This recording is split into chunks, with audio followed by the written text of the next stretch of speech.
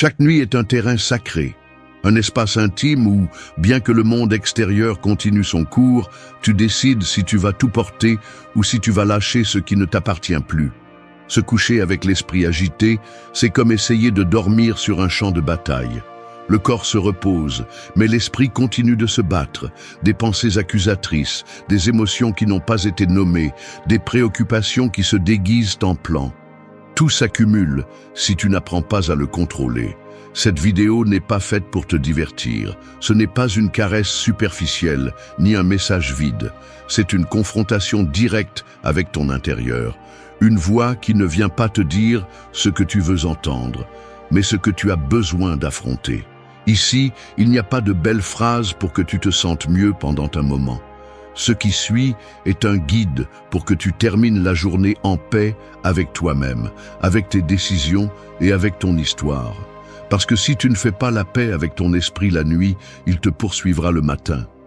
Ce que tu vas entendre provient de la philosophie stoïcienne, mais il ne s'agit pas de répéter Marc Aurèle ou Épictète comme s'ils étaient des prophètes lointains. Il s'agit de ramener leurs paroles à ta réalité, à ta fatigue, à tes doutes, à ton besoin de trouver de la clarté au milieu du chaos. Tu vas te retrouver avec 26 leçons, mais ce ne sont pas des théories, ce sont des rappels, ce sont des pratiques, ce sont des chemins pour te reconnecter avec toi-même. Chaque leçon commence par une réflexion réelle, sans fioriture. Elle prend ensuite de la force avec les mots de ceux qui ont déjà vécu et compris la douleur humaine sans se rendre à elle. Et à la fin, elle te laisse avec une pratique simple, mais puissante.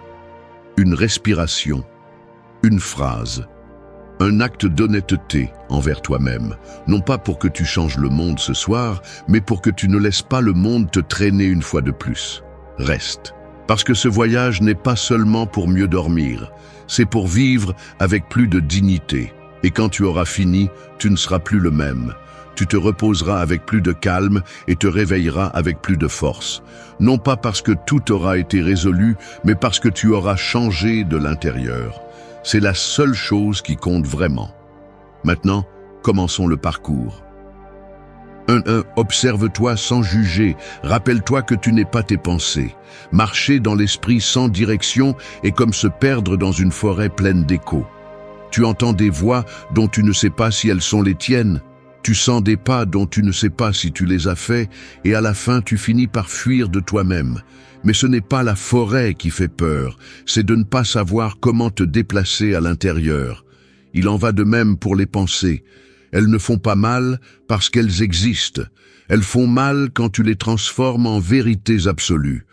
Quand tu crois que ce que tu penses est exactement ce que tu es. Cette confusion est ce qui t'enferme dans une prison mentale construite de tes propres mains. Il y a des pensées qui naissent de la peur, d'autres qui répètent des phrases que tu as entendues depuis ton enfance, d'autres qui apparaissent simplement parce que tu es fatigué. Mais quand tu n'apprends pas à les observer à distance, tu leur donnes du pouvoir. Et quand tu les vois comme la vérité, elles t'écrasent. Apparaît cette voix qui te dit que tu ne vaux rien, que tu n'arrives pas, que tu ne fais pas assez. Et toi, au lieu de la remettre en question, tu l'acceptes. Tu t'identifies à elle, tu en fais une partie de ton identité. Mais cette voix n'est pas toi, ce n'est qu'une partie bruyante qui a pris le contrôle pendant trop longtemps. Épictète enseignait que ce ne sont pas les faits qui nous perturbent, mais l'interprétation que nous en faisons. Tes pensées ne sont que des interprétations. Elles ne sont pas des sentences. Elles ne sont pas des prophéties. Elles ne sont pas des définitions de qui tu es. Elles sont comme des nuages qui traversent le ciel. Certaines sombres, d'autres légères. Tu ne peux pas empêcher qu'elles apparaissent, mais tu peux décider si tu les suis ou si tu les laisses passer. C'est la différence entre vivre en paix ou vivre à la merci du chaos mental.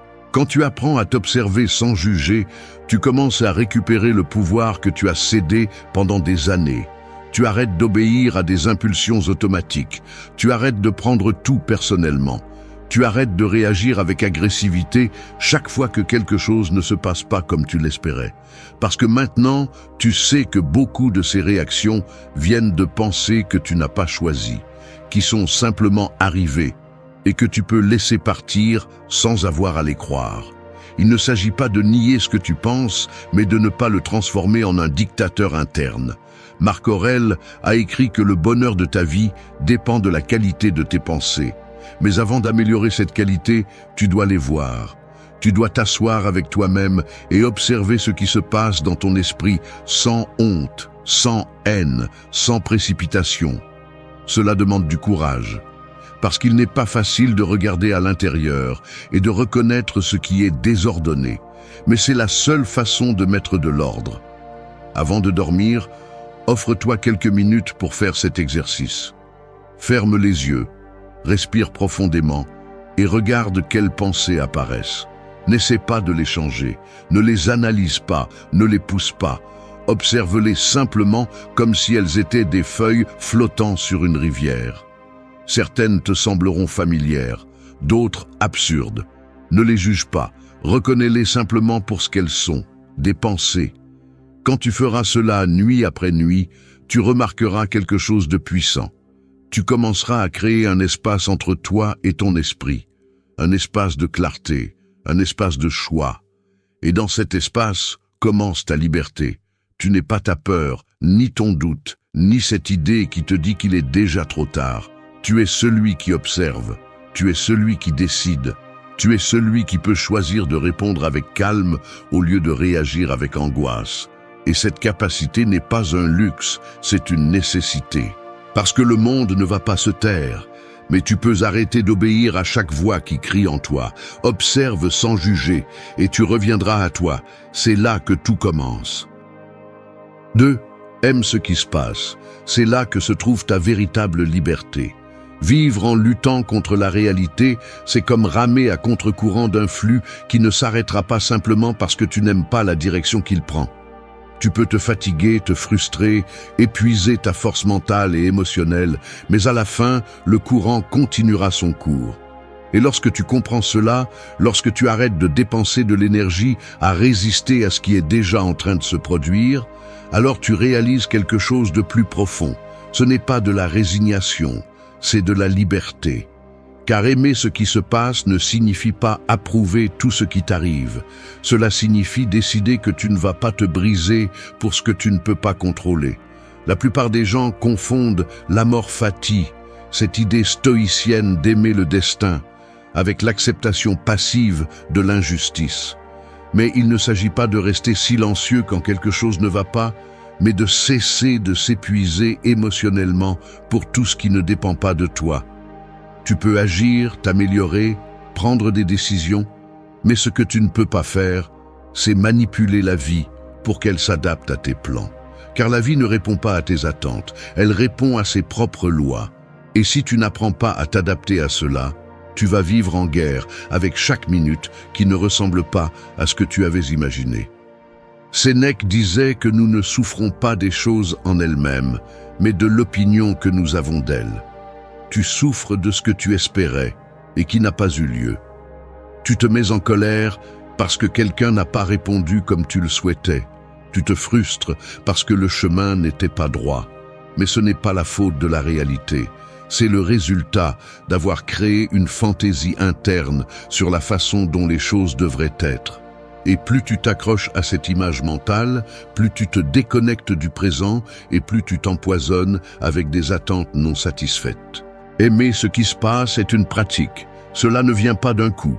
C'est une décision qui se répète tous les jours. Quand quelque chose ne se passe pas comme tu le voulais, au lieu de le maudire, demande-toi ce que tu peux en apprendre. Quand tu perds quelque chose, ne te détruis pas. Pense à ce que ce vide va permettre de construire. Quand quelqu'un part, ne te renferme pas dans l'abandon. Cherche en toi ce que tu as oublié de cultiver en dépendant de sa présence. Tout ce qui fait mal n'est pas une tragédie. Parfois, ce qui dérange le plus est justement ce dont tu avais le plus besoin pour grandir. Accepter, ce n'est pas se rendre, c'est être présent. C'est regarder le moment avec toutes ses nuances et décider que tu ne vas pas fuir, que tu ne vas pas le nier, que tu vas l'affronter avec dignité, car c'est là la véritable force. Non pas celle de celui qui domine tout ce qui se passe, mais celle de celui qui reste ferme même quand rien ne semble être en sa faveur. Marc Aurèle a écrit que tout ce qui arrive, arrive comme il se doit. Si tu peux intérioriser cela, tu ne seras plus l'esclave du hasard, ni la victime de chaque changement. Tu seras libre. Ce soir, avant de te coucher, repasse la journée, pense à ce qui n'a pas marché comme tu l'avais prévu. Détecte-le, regarde-le sans culpabilité ni colère, puis dis à voix basse ou dans ton esprit « J'accepte ce qui a été, non pas parce que je m'y résigne, mais parce que je choisis de ne pas m'épuiser. » Cette phrase peut sembler simple, mais si tu la répètes chaque nuit, elle commence à te transformer. Elle te vide de résistance inutile et te remplit de présence réelle. Tu ne pousses plus le monde, tu marches à ses côtés. La liberté n'est pas dans le contrôle de tout ce qui se passe. Elle est dans le lâcher-prise de la nécessité que les choses soient comme tu le souhaites. Aimer ce qui se passe n'est pas une faiblesse, c'est de la sagesse. C'est de la maturité émotionnelle. C'est vivre les pieds sur terre, sans que cela signifie abandonner tes rêves, mais apprendre à naviguer les changements sans te perdre. Si tu fais cela, chaque jour sera un allié, pas un ennemi. Aime ce qui se passe, et tu commenceras à vivre en paix. 3. Lâche chaque nuit le poids de l'inutile. Accumuler des pensées sans les filtrer, c'est comme remplir un sac à dos tous les jours avec des pierres que personne ne t'a obligé à porter. Tu le portes partout avec toi, même quand tu ne peux plus marcher facilement, même quand tout ce dont tu as besoin est de te reposer. Et quand la nuit arrive, au lieu de te débarrasser de ce poids, tu l'emportes avec toi au lit. C'est pourquoi tu ne dors pas bien. C'est pourquoi tu te réveilles épuisé. Parce que le corps se couche, mais l'esprit continue de porter ce qu'il n'a pas voulu lâcher. Le problème n'est pas seulement ce qui se passe, mais ce que tu décides de garder. Une conversation qui est déjà terminée, une culpabilité qui ne sert plus à rien, une comparaison qui ne fait que t'affaiblir, une scène mentale que tu reproduis encore et encore, comme si la répéter allait te donner une réponse. Mais rien ne change en le portant plus longtemps. L'inutile ne se transforme pas en utile avec le temps, il devient juste plus lourd. Et pourtant, tu t'accroches. Comme si t'inquiéter davantage était une forme de protection. Comme si penser sans arrêt était un signe que tu as le contrôle. Mais ce n'est pas le cas. Penser trop n'est pas de la clarté, c'est du bruit. Marc Aurèle disait que le bonheur dépend de pensées alignées avec la nature et la raison. L'inutile n'est pas raisonnable, il est obsessionnel. Il ne construit pas, il épuise seulement. Il n'oriente pas, il confond seulement. L'esprit a besoin de nettoyage, tout comme le corps. Il ne suffit pas de fonctionner, il faut purifier. Savoir quoi lâcher est un acte de sagesse, pas de faiblesse, parce que celui qui ne lâche pas stagne. Il devient prisonnier de son propre passé, de ses erreurs, de ses souvenirs déformés. Et cette prison est bien plus réelle que n'importe quel obstacle externe. Sénèque affirmait que la vie n'est pas courte, mais que nous la gaspillons sur ce qui n'a pas d'importance. Chaque pensée inutile est du temps gaspillé. Chaque dialogue mental qui ne mène à rien est une minute qui ne revient pas. C'est pourquoi lâcher n'est pas abandonner, c'est protéger ta paix. C'est dire à ton esprit, tout ne mérite pas de rester. Tout ce qui entre ne doit pas rester. Parce que ton esprit n'est pas une décharge, c'est ton chez-toi. Et ce que tu gardes en lui détermine comment tu vis, comment tu réagis, comment tu te relates aux autres et à toi-même. Avant de te coucher, prends quelques minutes pour vérifier ton sac à dos interne. Demande-toi ce que tu portes que tu n'as plus besoin. Identifie-le. Donne-lui un nom. Ensuite, respire profondément et visualise comment tu le laisses. Il ne s'agit pas d'effacer ce qui a été vécu, mais de ne garder que ce qui nourrit, pas ce qui draine. Tu peux dire à voix basse « Je lâche ce qui me pèse, je lâche ce qui ne m'appartient pas, je lâche ce qui a déjà accompli son cycle. » Cette pratique nocturne est une forme d'hygiène mentale, non pas pour oublier, mais pour se reposer. Il n'y a pas de croissance sans nettoyage. Tu ne peux pas construire quelque chose de nouveau si le terrain est encore plein de restes du passé. Tu ne peux pas dormir profondément si tu te couches plein de conversations en suspens, de frustrations réprimées ou de culpabilité non résolue. Tout cela est un fardeau. Tout cela est un poids. Et tu mérites d'aller te coucher plus léger, pas plus chargé, parce que la journée se termine, mais ton repos ne commence que lorsque tu choisis de lâcher ce que tu n'as pas besoin de porter avec toi. La vie ne te demande pas la perfection, mais la conscience. La conscience pour discerner, la conscience pour lâcher prise, la conscience pour comprendre que s'accrocher à l'inutile n'est pas de la force, c'est de la peur déguisée. Ce soir, ne dors pas avec l'ennemi à l'intérieur. Lâche, respire, nettoie et laisse le silence t'envelopper sans bruits internes qui perturbent ta tranquillité. C'est le véritable repos. C'est le véritable acte d'amour de soi. 4. Arrête de poursuivre la perfection et sois honnête avec toi-même. Chercher la perfection est comme courir après une ombre au coucher du soleil. Peu importe combien tu avances, elle s'éloigne toujours un peu plus. Tu ne l'atteins jamais. Et le pire, c'est que dans ta tentative, tu oublies de voir tout ce qui t'entoure. Tu cesses de profiter du chemin parce que tu es obsédé par l'arrivée à un endroit qui n'existe pas. C'est ainsi que l'on vit quand on ne se permet pas d'être humain, quand on exige de soi-même depuis un lieu impossible, comme si échouer était un crime et non une partie du processus. Le piège de la perfection commence par de petites phrases. Ce n'était pas suffisant. Tu aurais pu faire mieux. Tu aurais dû le savoir et tu finis par le croire. Tu te punis pour ne pas avoir su avant ce que tu comprends maintenant. Tu te punis pour tes erreurs, pour te sentir faible, pour avoir besoin de repos. Comme si la valeur personnelle dépendait de ne jamais échouer, comme si la dignité se mesurait par des résultats impeccables. Mais cette exigence n'est pas de la noblesse, c'est de la maltraitance déguisée en discipline. Et si tu ne t'arrêtes pas, tu finis par devenir ton propre ennemi. Épictète l'a expliqué clairement. Le chemin vers la vertu ne se construit pas avec rigidité, mais avec cohérence. Être vertueux ne signifie pas être parfait, mais être honnête. Savoir quand tu as échoué, mais aussi reconnaître quand tu as donné le meilleur de toi-même. Il ne s'agit pas de s'adapter à un idéal, mais de vivre en paix avec ta réalité. Personne qui vit en essayant de répondre à des normes étrangères ne peut ressentir de calme intérieur, parce qu'il sentira toujours qu'il est en dette, parce qu'il aura toujours peur de ne pas être suffisant aux yeux des autres. Mais le jugement le plus dur ne vient pas de l'extérieur, il vient de l'intérieur, de la voix qui ne pardonne pas, qui ne comprend pas, qui exige seulement. Poursuivre la perfection est une façon de fuir soi-même.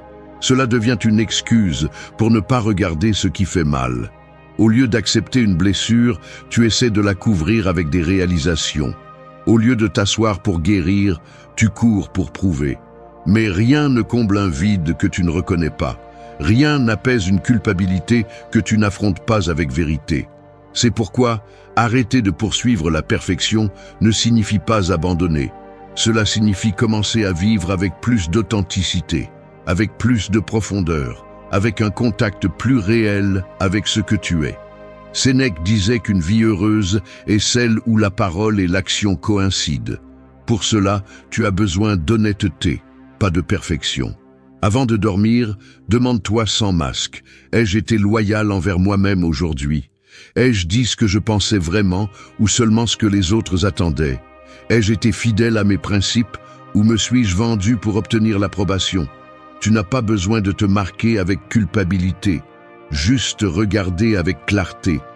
Là où tu as échoué, corrige. Là où tu as prétendu, ajuste. Là où tu as brillé, sois reconnaissant. C'est être humain, c'est grandir sans te mentir. La perfection crée de la distance. L'honnêteté construit la connexion, avec toi-même et avec les autres. Parce que celui qui se montre tel qu'il est, même s'il n'est pas impeccable, transmet la vérité. Et la vérité, même quand elle dérange, libère. Le monde n'a pas besoin de plus de personnes parfaites. Il a besoin de plus de personnes sincères, plus de personnes capables de dire « j'ai fait une erreur, mais je continue à marcher ». Aujourd'hui, je l'ai mal fait, mais demain, j'essaierai avec plus de conscience. Je ne sais pas tout, mais je suis prêt à apprendre. Cela a plus de valeur que n'importe quelle apparence. Ce soir, Lâche le déguisement de la perfection. Ne dors pas en essayant de maintenir une image qui ne se maintient pas seule. Respire et regarde-toi sans filtre. Si tu as été faible, accepte-le. Si tu as été fort, reconnais-le. Et si tu es encore en train d'apprendre, célèbre-le. Parce que tu n'es pas ici pour être impeccable. Tu es ici pour être vrai. Et dans cette vérité se trouve ta force, pas dans le déguisement. 5. Reconnais que tu es là où tu dois être, ce moment est suffisant. Il y a des moments dans la vie où tout semble s'arrêter, comme si tu marchais dans une gare vide où aucun train n'arrive. Tu regardes en arrière avec nostalgie, en avant avec anxiété, et tu oublies de regarder où tu es vraiment. Tu aimerais être plus loin, plus haut, plus en avant, ailleurs qui te semble plus valide que le point où tu te trouves aujourd'hui. Mais cette pensée est celle qui te vole la paix. Parce que chaque fois que tu rejettes ton présent, tu te nies toi-même. Grandir ne signifie pas toujours aller plus loin, mais apprendre à apprécier chaque partie du voyage, même si ça fait mal, même si c'est lent, même si ça ne ressemble pas à ce que tu avais imaginé, parce que la valeur du moment ne dépend pas de son apparence extérieure, mais de ta capacité à lui trouver un sens. Tu n'es pas ici par hasard. Tu es ici parce qu'il y a quelque chose à apprendre, quelque chose à intégrer, quelque chose à lâcher. Le maintenant n'est pas une pause inutile, c'est le seul terrain réel où tu peux agir, ressentir, vivre. Marc Aurèle a écrit que la vie de chacun est ce que ses pensées en font. Si tu penses que ce moment est une perte, tu vivras comme si c'était le cas. Si tu le regardes avec rejet, tu le transformeras en punition. Mais si tu le reconnais comme faisant partie de ton chemin, alors il devient sacré, il devient utile, même s'il n'est pas parfait. Parce que même les heures les plus confuses ont quelque chose à t'apprendre, quelque chose qui te forme de l'intérieur. Attendre que tout se mette en place pour être en paix est une condamnation auto-imposée.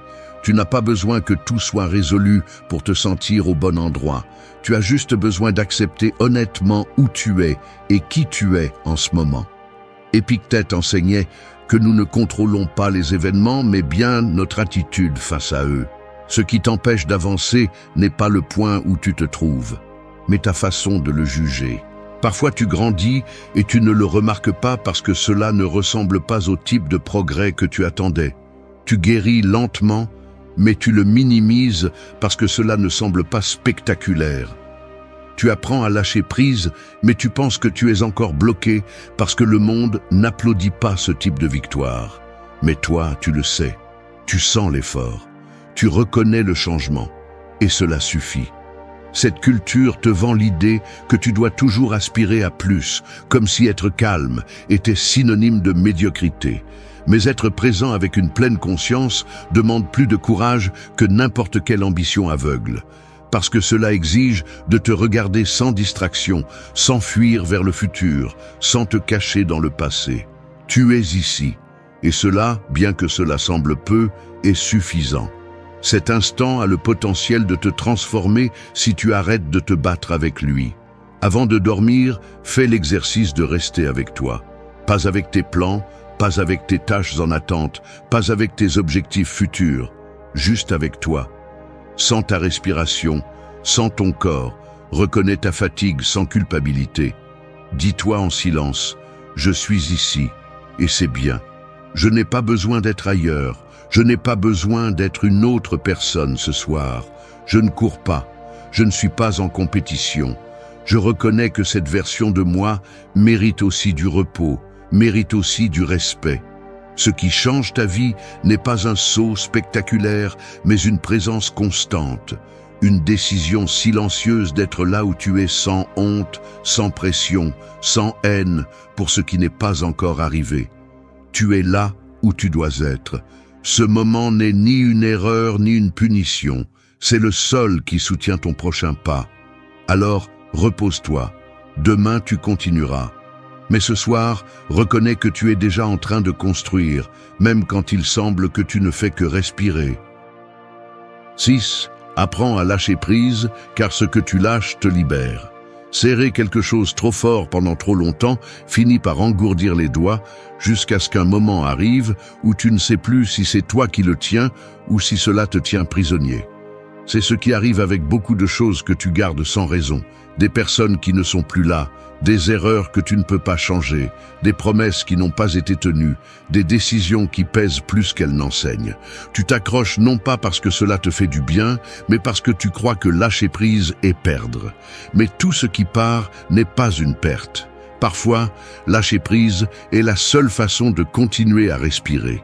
Le problème n'est pas qu'il se passe quelque chose qui fait mal. Le problème est de rester là à le répéter dans ton esprit comme si le fait de y penser plus souvent allait changer le résultat. Tu gardes des conversations qui se sont terminées il y a des mois. Tu te reproches de ne pas avoir fait les choses différemment. Tu revivis des scènes encore et encore comme si tu allais trouver une nouvelle fin. Mais tu ne le fais pas. Tu ne fais que t'épuiser. Tu restes simplement attaché à quelque chose qui est déjà terminé. Et pendant ce temps, tu te perds du présent, de la possibilité de ressentir quelque chose de nouveau, de commencer sans ce fardeau. Sénèque disait que c'est sage celui qui ne souffre pas plus que nécessaire. Souffrir n'est pas une faiblesse, mais s'accrocher à la douleur par habitude est une forme de punition silencieuse. Ce qui s'est déjà passé n'a pas à continuer à te détruire aujourd'hui. Ce qui n'a pas marché comme tu l'espérais n'a pas à définir le reste de tes décisions. Mais cela ne se fait pas avec une volonté forcée. Cela se fait avec conscience, avec une décision claire de ne pas emporter au lit chaque nuit tout ce que tu aurais dû laisser derrière toi il y a longtemps. Marc Aurèle a écrit que tout ce qui arrive est tissé dans le réseau du destin et que résister à cela est comme se battre contre sa propre nature. Lâcher prise n'est pas abandonner, c'est honorer. C'est reconnaître que quelque chose a rempli sa fonction, qu'il ne fait plus partie de ce moment et que continuer à le traîner est un acte d'auto-tromperie. Parce qu'il y a des liens qui se terminent, des chemins qui se bifurquent, des versions de toi qui n'ont plus leur place dans qui tu essaies d'être maintenant. Et ne pas le reconnaître est ce qui te fait vraiment mal. Épictète insistait aussi sur ce point. Ne t'attache pas à ce que tu ne peux pas contrôler. Si ça part, laisse-le partir. Si ça change, adapte-toi. Si ça fait mal, vis cette douleur, mais ne la transforme pas en identité, parce que tu n'es pas né pour tout porter. Tu es né pour vivre avec une légèreté intérieure. Pas pour flotter sans poids, mais pour ne pas porter ce qui est inutile. Pour te déplacer avec clarté, pour avancer avec liberté, pour regarder en avant sans sentir que chaque pas est une bataille contre tes propres souvenirs. Chaque nuit, tu as une opportunité. Tu peux continuer à dormir avec des fantômes ou tu peux fermer la porte. Pas avec colère, mais avec respect. Pas avec froideur, mais avec fermeté. Avant de te coucher, pense. Qu'est-ce qui me fait mal seulement parce que je ne veux pas le lâcher? Nomme-le, accepte-le. Ensuite, visualise comment tu le laisses partir. Tu n'as pas besoin d'oublier, juste de libérer. Tu peux te dire, cela ne fait plus partie de mon chemin. Je suis reconnaissant pour ce que c'était, mais je ne continuerai pas à le porter. Cette phrase, dite avec vérité, peut être plus guérissante que n'importe quelle excuse. Lâcher prise n'est pas un acte de lâcheté, c'est une preuve de maturité émotionnelle. Parce qu'il faut plus de force pour ouvrir la main que pour continuer à serrer. Il faut plus de courage pour regarder en avant que pour rester attaché à ce qui ne répond plus. Ce soir, donne-toi la permission. Libère-toi de ce qui n'ajoute rien. Laisse partir ce qui ne progresse pas avec toi. Ne le fais pas pour les autres. Fais-le pour toi, parce que personne ne mérite de dormir avec des chaînes dans l'esprit. Toi non plus. 7. Écoute la douleur, elle peut aussi être un maître. Ignorer la douleur, c'est comme couvrir une alarme incendie avec un oreiller. Le bruit est toujours là, insistant, dérangeant, mais au lieu de le traiter, tu choisis de le faire taire avec des distractions. On n'éteint pas ce qu'on n'affronte pas. La douleur n'est pas ton ennemi, c'est un messager. Et quand tu ne l'écoutes pas, elle crie. Quand tu la rejettes, elle reste. Quand tu la comprends, elle change. C'est la différence entre vivre en fuyant ou vivre en apprenant. Depuis notre enfance, on nous a appris à éviter tout ce qui est inconfortable. Si quelque chose fait mal, cache-le. Si quelque chose brûle, fuis. Mais personne ne t'a dit qu'au fond de cette brûlure, il peut y avoir une vérité qui te libère, que la douleur, bien regardée, bien traitée, a quelque chose à t'enseigner. Elle ne te rend pas visite sans raison. Elle n'apparaît pas seulement pour te détruire. Parfois, c'est le seul langage qui reste à ton corps ou à ton âme pour te prévenir que quelque chose à l'intérieur a besoin d'une attention urgente. Marc Aurèle disait que l'obstacle sur le chemin devient le chemin. Et cela s'applique à la douleur. Ne l'évite pas. Ne la déguise pas. Ne la maquille pas avec des phrases optimistes qui nient ce que tu ressens. Le stoïcisme ne vise pas à te durcir au point de devenir insensible. Il vise à te préparer à traverser la douleur sans te laisser consumer, sans permettre qu'elle te définisse, mais sans la rejeter non plus. Parce que ce qui n'est pas accepté se traîne. Écouter la douleur, c'est avoir la maturité de ne pas te transformer en victime, mais aussi l'humilité de reconnaître que quelque chose en toi demande à être compris. Peut-être est-ce une blessure ancienne que tu n'as jamais nommée. Peut-être est-ce une trahison qui t'a obligé à changer la façon dont tu fais confiance. Peut-être est-ce un deuil que tu n'as pas pleuré par peur de te voir fragile. Quoi qu'il en soit, cela ne disparaît pas parce que tu l'ignores. Cela ne fait que changer de forme, et cela a tendance à revenir avec plus de force quand tu t'y attends le moins. Épictète enseignait que les circonstances extérieures ne sont pas ce qui nous affecte, mais notre relation avec elles. La douleur, donc, n'est pas simplement ce qui t'arrive, mais ce que tu décides de faire avec ce qui t'arrive. Tu peux résister et te renfermer. Tu peux te distraire et faire semblant. Ou tu peux t'arrêter, observer et te demander ce qui se cache en dessous. Quelle partie de toi est blessée? Quelle partie de ton histoire n'a pas été entendue? Écouter la douleur, ce n'est pas se vautrer dedans. C'est s'asseoir devant elle avec respect et lui demander ce qu'elle veut t'enseigner. Avant de dormir, consacre un moment au silence total. Ne mets pas de musique, n'ouvre plus d'écran. Reste avec toi-même. Demande-toi honnêtement, quelle partie de moi demande de l'attention? Tu n'as pas à résoudre cela ce soir. Observe-le simplement sans fuir. Tu peux lui donner un nom, une image, une phrase. Puis respire et dis-lui fermement « Je ne te rejette pas, mais je ne te laisserai pas diriger ma vie non plus. Je t'écoute, mais je ne t'obéis pas aveuglément. » Cette attitude transforme la douleur en maître, pas en bourreau. Sénèque disait que la douleur est supportée avec plus de dignité quand elle est comprise. Personne n'est à l'abri de la traverser. La différence réside dans la façon dont tu décides de la vivre. Tu peux continuer à fuir, à accumuler des blessures, à déguiser des émotions, ou tu peux commencer à utiliser chaque coup comme matériau pour ta force intérieure. La douleur n'est pas la pire chose qui puisse t'arriver. Le pire, c'est de la laisser te transformer en quelqu'un que tu n'es pas. Ce soir, au lieu de fuir ce que tu ressens, écoute-le, et ensuite repose-toi. Pas avec la pression de tout guérir, mais avec la tranquillité de ne plus ignorer ce qui te demande d'être vu. C'est déjà un acte de guérison. C'est déjà un pas vers toi et vers la meilleure version de toi. 8. Fais attention à la façon dont tu te parles. Ta voix intérieure façonne ta vie. Vivre avec une voix intérieure cruelle, c'est comme vivre enfermé avec quelqu'un qui t'insulte chaque fois que tu fais une erreur. Quelqu'un qui se moque de toi quand tu doutes, qui te dévalorise quand tu te regardes dans le miroir, qui ne te laisse pas en paix, même quand tu es silencieux. Le plus douloureux n'est pas ce que les autres disent de toi, mais ce que tu te répètes tous les jours. Parce que cette voix, même si personne d'autre ne l'entend, a le pouvoir de te construire ou de te détruire de l'intérieur. La façon dont tu te parles est le miroir dans lequel tu te regardes chaque jour. Et si ce miroir est brisé, peu importe combien tu essaies de bien paraître de l'extérieur, il y aura toujours une distorsion interne qui sabote ta perception. Ce que tu répètes dans ton esprit ne sont pas de simples phrases, ce sont des commandes. Ce sont des affirmations qui deviennent des croyances. Si chaque nuit tu te dis que tu n'as pas fait assez, que tout va mal, que tu ne vaux rien, cette idée commence à s'enraciner.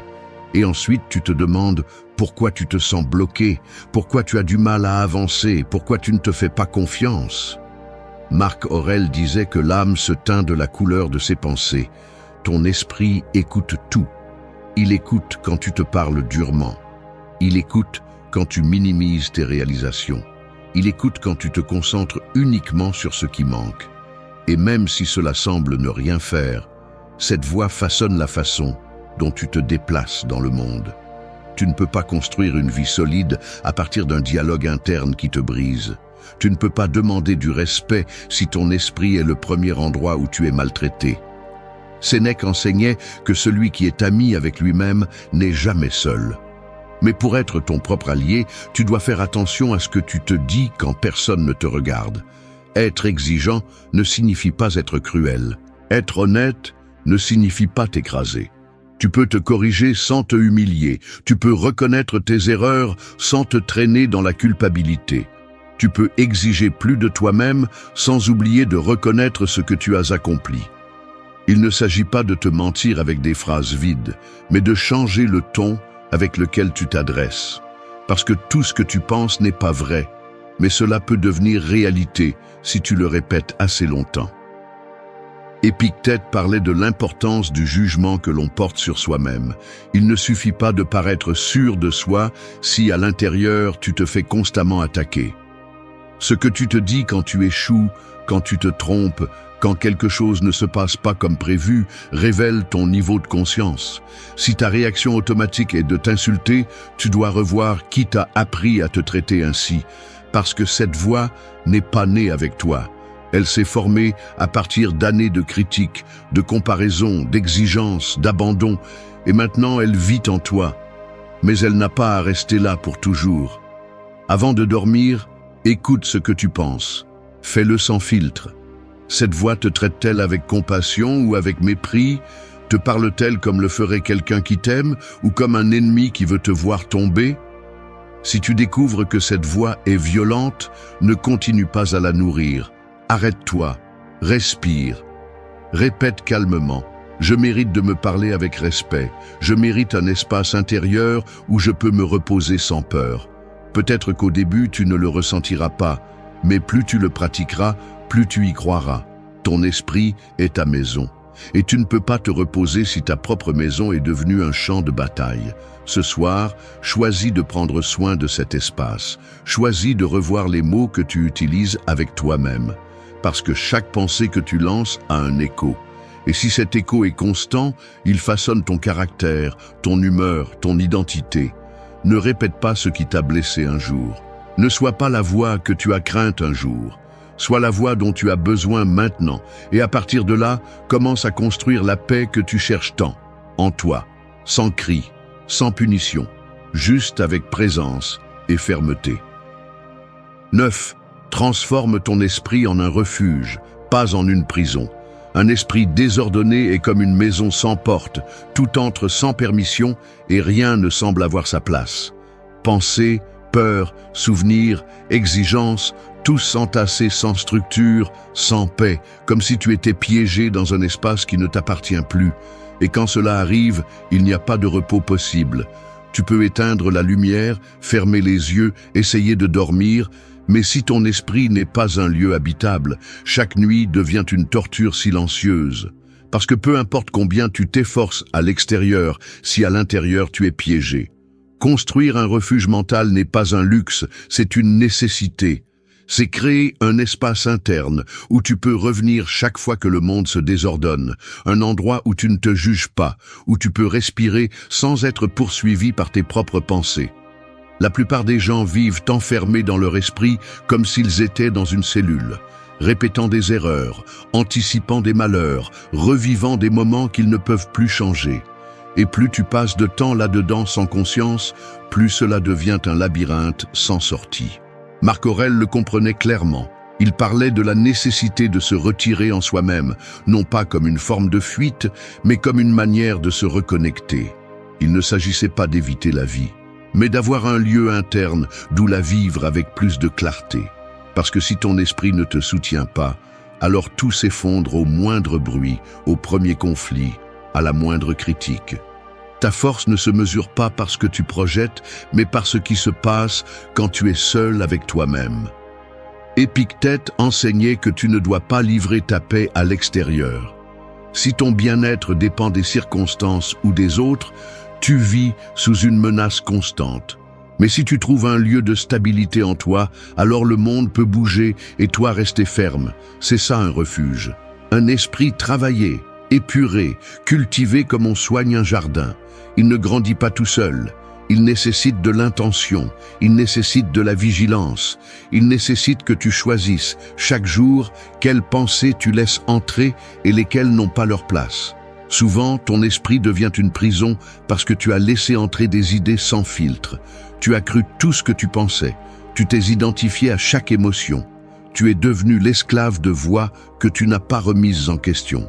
Mais cela peut changer, pas avec des formules magiques, mais avec une pratique quotidienne.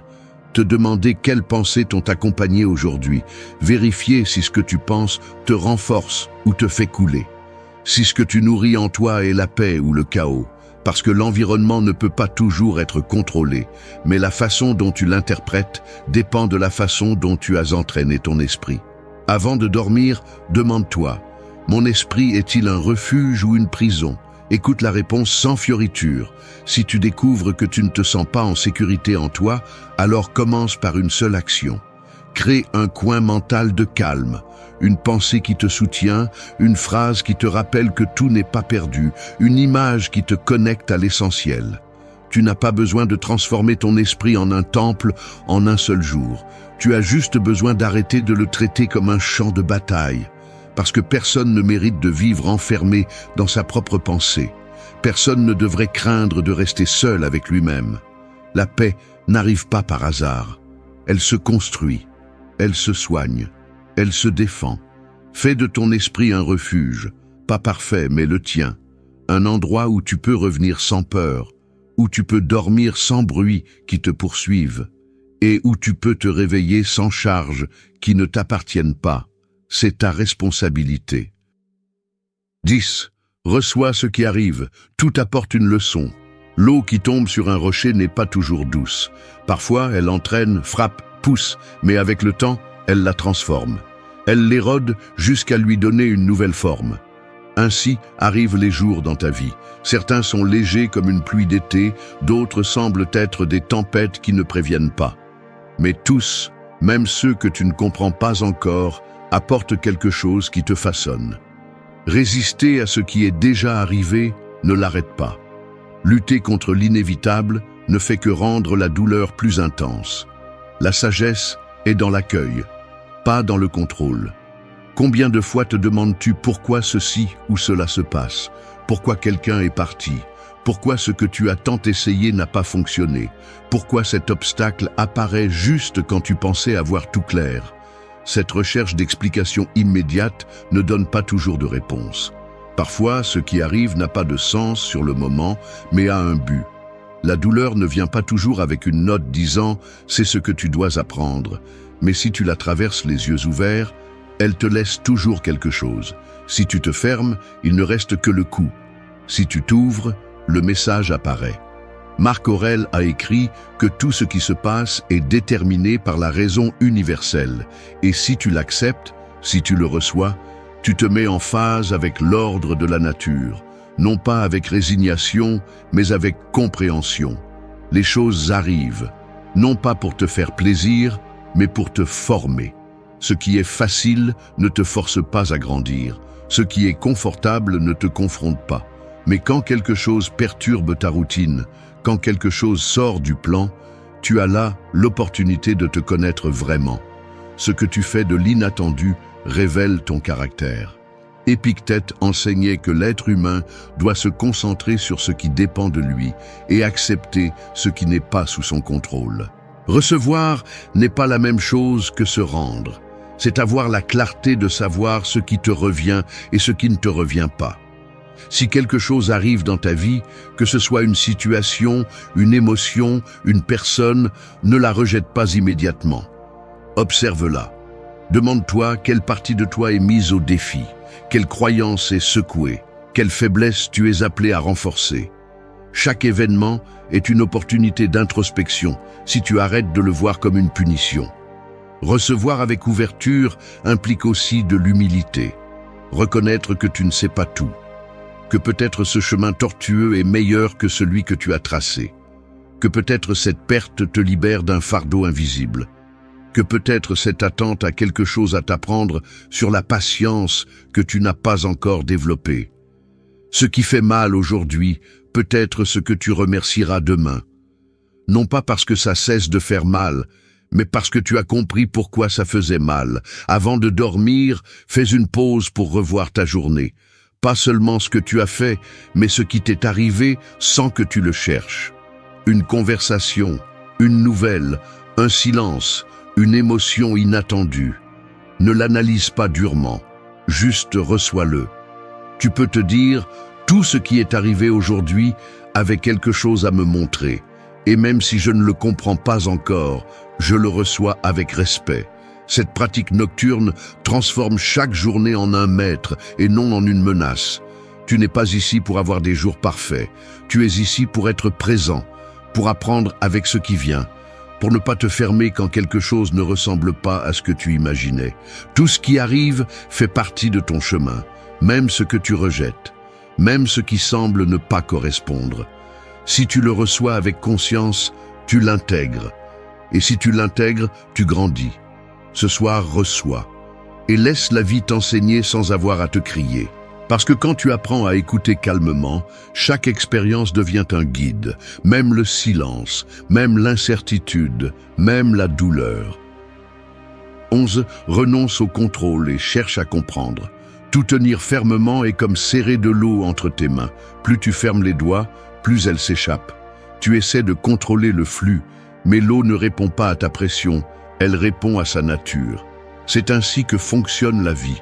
Ce que tu essaies de dominer complètement a tendance à déborder. Les gens, les émotions, les plans, les résultats. Chaque fois que tu es obsédé par le contrôle de tout, tu perds quelque chose de plus précieux, la paix intérieure. Et le plus ironique, c'est qu'en cherchant à contrôler, tu finis par être celui qui est contrôlé. Le besoin d'avoir un contrôle absolu naît de la peur. Peur de l'incertain, que quelque chose tourne mal, de ne pas être préparé, de perdre. Mais cette peur se déguise en exigence, en perfectionnisme, en rigidité. Tu crois que si tu surveilles tout, rien ne pourra te blesser. Mais la vie ne fonctionne pas comme ça. Les imprévus ne demandent pas la permission, les gens changent, les émotions fluctuent, et peu importe combien de fois tu répètes tes plans dans ta tête, il y aura toujours quelque chose qui t'échappe. C'est la réalité, et la comprendre n'est pas du pessimisme, c'est de la maturité. Marc Aurèle disait que l'univers est en constante transformation, et résister à ce flux va à l'encontre de la raison. Quand tu essaies de geler le monde, tu te refuses à participer à sa sagesse, car chaque chose a son cours, son rythme, sa leçon. Vouloir tout contrôler, c'est vouloir éviter l'apprentissage que le changement apporte. Mais quand tu choisis de comprendre, au lieu de contrôler, quelque chose change. Tu commences à voir les situations plus clairement. Tu ne te demandes plus « comment puis-je l'arrêter ?» mais « qu'est-ce que cela me montre que je ne veux pas voir ?» Épictète l'a résumé avec force. Ce qui ne dépend pas de toi ne doit pas te perturber. Ce n'est pas de l'indifférence, c'est de la sagesse pratique. Tu décides comment agir, comment répondre, comment prendre soin de toi. Mais ce que font les autres, ce que la vie décide de bouger, cela est hors de ta portée. Lutter contre cela, c'est comme vouloir arrêter le vent avec tes mains. La sagesse n'est pas de résister, mais de comprendre sa direction et d'apprendre à bouger avec lui. C'est ainsi que se construit la véritable force, non pas dans le contrôle rigide, mais dans l'adaptation consciente. Sénèque mettait également en garde contre le piège de prétendre que tout est sous notre contrôle. Il disait que la sérénité naît de l'acceptation de l'incertain, non de sa résolution. La compréhension te donne des outils que le contrôle ne pourra jamais te donner. Parce que quand tu comprends pourquoi ce qui te fait mal, pourquoi tu réagis comme tu réagis, pourquoi quelque chose ne se passe pas comme tu l'espérais, tu arrêtes de frapper le monde et tu commences à dialoguer avec lui. non pas pour justifier, mais pour intégrer. Ce soir, avant de dormir, examine ce que tu essaies de contrôler. À qui demandes-tu de changer? Quelle situation te prive de la paix simplement parce qu'elle ne se passe pas comme tu le souhaites? Regarde-le en face, respire profondément et dis-toi fermement, je n'ai pas besoin de tout contrôler, j'ai besoin de comprendre. Ensuite, lâche un peu, détends la tension. Tu ne te rends pas, tu te libères. Il y a des batailles qui se gagnent en arrêtant de se battre, non pas parce qu'elles sont faciles, mais parce que le véritable pouvoir réside dans le lâcher-prise conscient, non dans la tension anxieuse. Le contrôle absolu est une illusion dangereuse. Il te donne l'impression que tout dépend de toi, alors qu'en réalité, beaucoup de choses se passent simplement. La compréhension, en revanche, est réelle. C'est un pont vers la paix. C'est une façon de regarder sans peur. Ce soir, lâche le fouet du contrôle. 12. Pratique la gratitude. Transforme ce que tu as en suffisant. Vivre sans gratitude, c'est comme avoir une lampe allumée dans une pièce pleine de beauté, mais garder les yeux fermés. Tout est là, mais tu ne le vois pas. Parce que ton attention n'est pas sur ce que tu as, mais sur ce qui manque. Et plus tu passes de temps à regarder ce qui n'arrive pas, plus tu te déconnectes de ce qui est déjà avec toi. L'insatisfaction ne vient pas toujours du manque. Souvent, elle naît de l'oubli. D'oublier ce que tu possèdes, ce que tu as surmonté, ce qui te soutient encore quand tu crois que tu n'as rien. On nous a entraînés à mesurer la vie avec une règle externe. Réalisation, objectif, validation, progrès visible. Et bien que cela ait de la valeur, ce n'est pas tout. Parce que si tu ne remercies que lorsque tout va bien, tu ne remercies pas vraiment, tu célèbres. La gratitude n'est pas un acte conditionné, c'est un choix profond. C'est s'arrêter au milieu du bruit et reconnaître que même dans le désordre, il y a quelque chose qui mérite ton attention. Quelque chose qui fonctionne encore. Quelque chose qui t'accompagne. Quelque chose qui reste debout malgré tout. Marc Aurèle insistait pour observer le quotidien avec attention, non pas comme quelque chose de banal, mais comme faisant partie de l'ordre naturel de l'univers. Chaque chose remplit son rôle. Et si tu es attentif, tu peux trouver du sens même dans ce qui semble insignifiant. Mais si ton esprit cherche seulement plus, s'il vit dans le « quand j'aurai ceci, quand j'atteindrai cela », alors tu deviens esclave du futur. Tu ne vis pas, tu survis, tu cours sans profiter, tu consommes sans savourer, tu possèdes sans remercier. Épictète disait que ce n'est pas l'homme pauvre qui a peu, mais celui qui désire beaucoup. La gratitude est l'antidote le plus direct contre l'anxiété, parce que quand tu remercies, tu ralentis. Tu arrêtes d'exiger que tout soit différent, tu arrêtes de regarder de côté avec envie. Tu te réconcilies avec ton chemin, même s'il n'est pas complet, même s'il a des trous. La gratitude ne nie pas tes manques, elle ne leur donne simplement pas le contrôle de ton humeur. Sénèque affirmait que le sage remercie même les défis, parce qu'il comprend que tout ce qui arrive a une fonction. Remercier n'est pas fermer les yeux sur ce qui est dur, c'est les ouvrir davantage. C'est voir avec plus de profondeur. C'est reconnaître que même ce qui te coûte peut être en train de te modeler, de te préparer, de te renforcer. Celui qui est reconnaissant n'est pas naïf, il est conscient. Il ne nie pas ce qui fait mal, mais il ne laisse pas non plus cela lui obscurcir la vue. Avant de dormir, ne te contente pas de revoir tes tâches en suspens. Fais une pause pour reconnaître ce qui a été présent aujourd'hui. Ne pense pas en grand. Pense en réel. Cette conversation dont tu avais besoin, ce moment de calme, ce repas que tu as apprécié, ce rire inattendu, même ce problème qui t'a obligé à revoir quelque chose, tout a de la valeur si tu le regardes avec les bons yeux. Tu peux te dire « je reconnais ce que j'ai, je le reçois, je l'honore et à partir de là, je me repose ».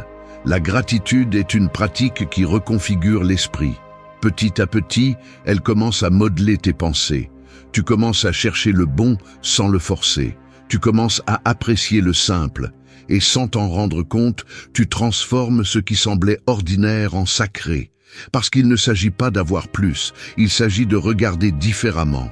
Ce soir, ne t'endors pas avec le sentiment qu'il manquait quelque chose. Endors-toi en sachant que ce que tu as eu aujourd'hui était suffisant pour continuer, pour apprendre, pour remercier. Tout n'est pas résolu, mais beaucoup de choses sont soutenues. 13. Sois compatissant envers toi-même, c'est là que commence la guérison. Te traiter durement chaque fois que tu échoues est comme frapper une blessure ouverte en espérant qu'elle guérisse plus vite. Elle ne le fait pas, elle ne fait que s'approfondir, elle ne fait que s'infecter, elle ne fait que te laisser des cicatrices invisibles, mais qui modifient ta façon de marcher dans la vie. C'est ainsi que tu vis lorsque tu crois que l'exigence brutale est la bonne voie.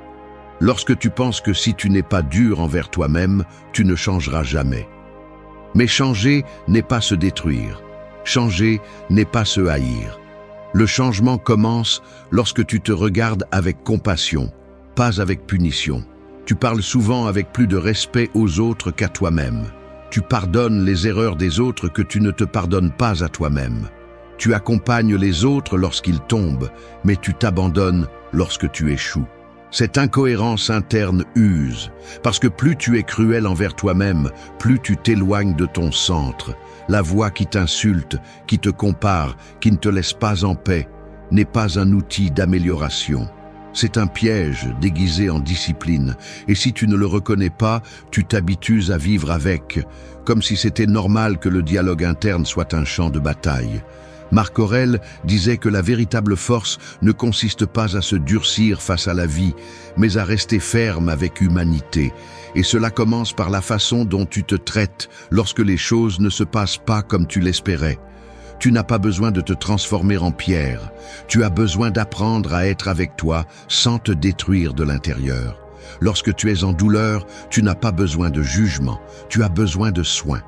Et personne d'autre ne peut te donner ces soins si tu ne te les permets pas toi-même. Épictète parlait d'accepter ce que nous sommes sans honte, avec lucidité. Savoir où nous échouons, bien sûr. Reconnaître les erreurs, oui. Mais à partir d'un lieu où il y a une volonté de transformation, pas de mépris. La compassion n'exclut pas la responsabilité. Elle l'accompagne, elle la soutient, elle lui donne le contexte émotionnel pour que le changement ne vienne pas de la haine, mais de la compréhension. Parce que tu ne comprends vraiment une blessure que lorsque tu arrêtes de l'attaquer et que tu commences à l'observer avec patience. Sénèque disait qu'une âme en conflit avec elle-même est son pire châtiment. Et c'est vrai, il n'y a pas de repos lorsque la bataille est à l'intérieur. Tu peux avoir une vie tranquille à l'extérieur, mais si la façon dont tu te parles est violente, si tu ne peux pas te pardonner, si tu te répètes constamment que tu ne sers à rien, alors tout ce qui est externe perd son sens. Cette guerre silencieuse te vole de l'énergie, de l'estime de soi, de la capacité de connexion.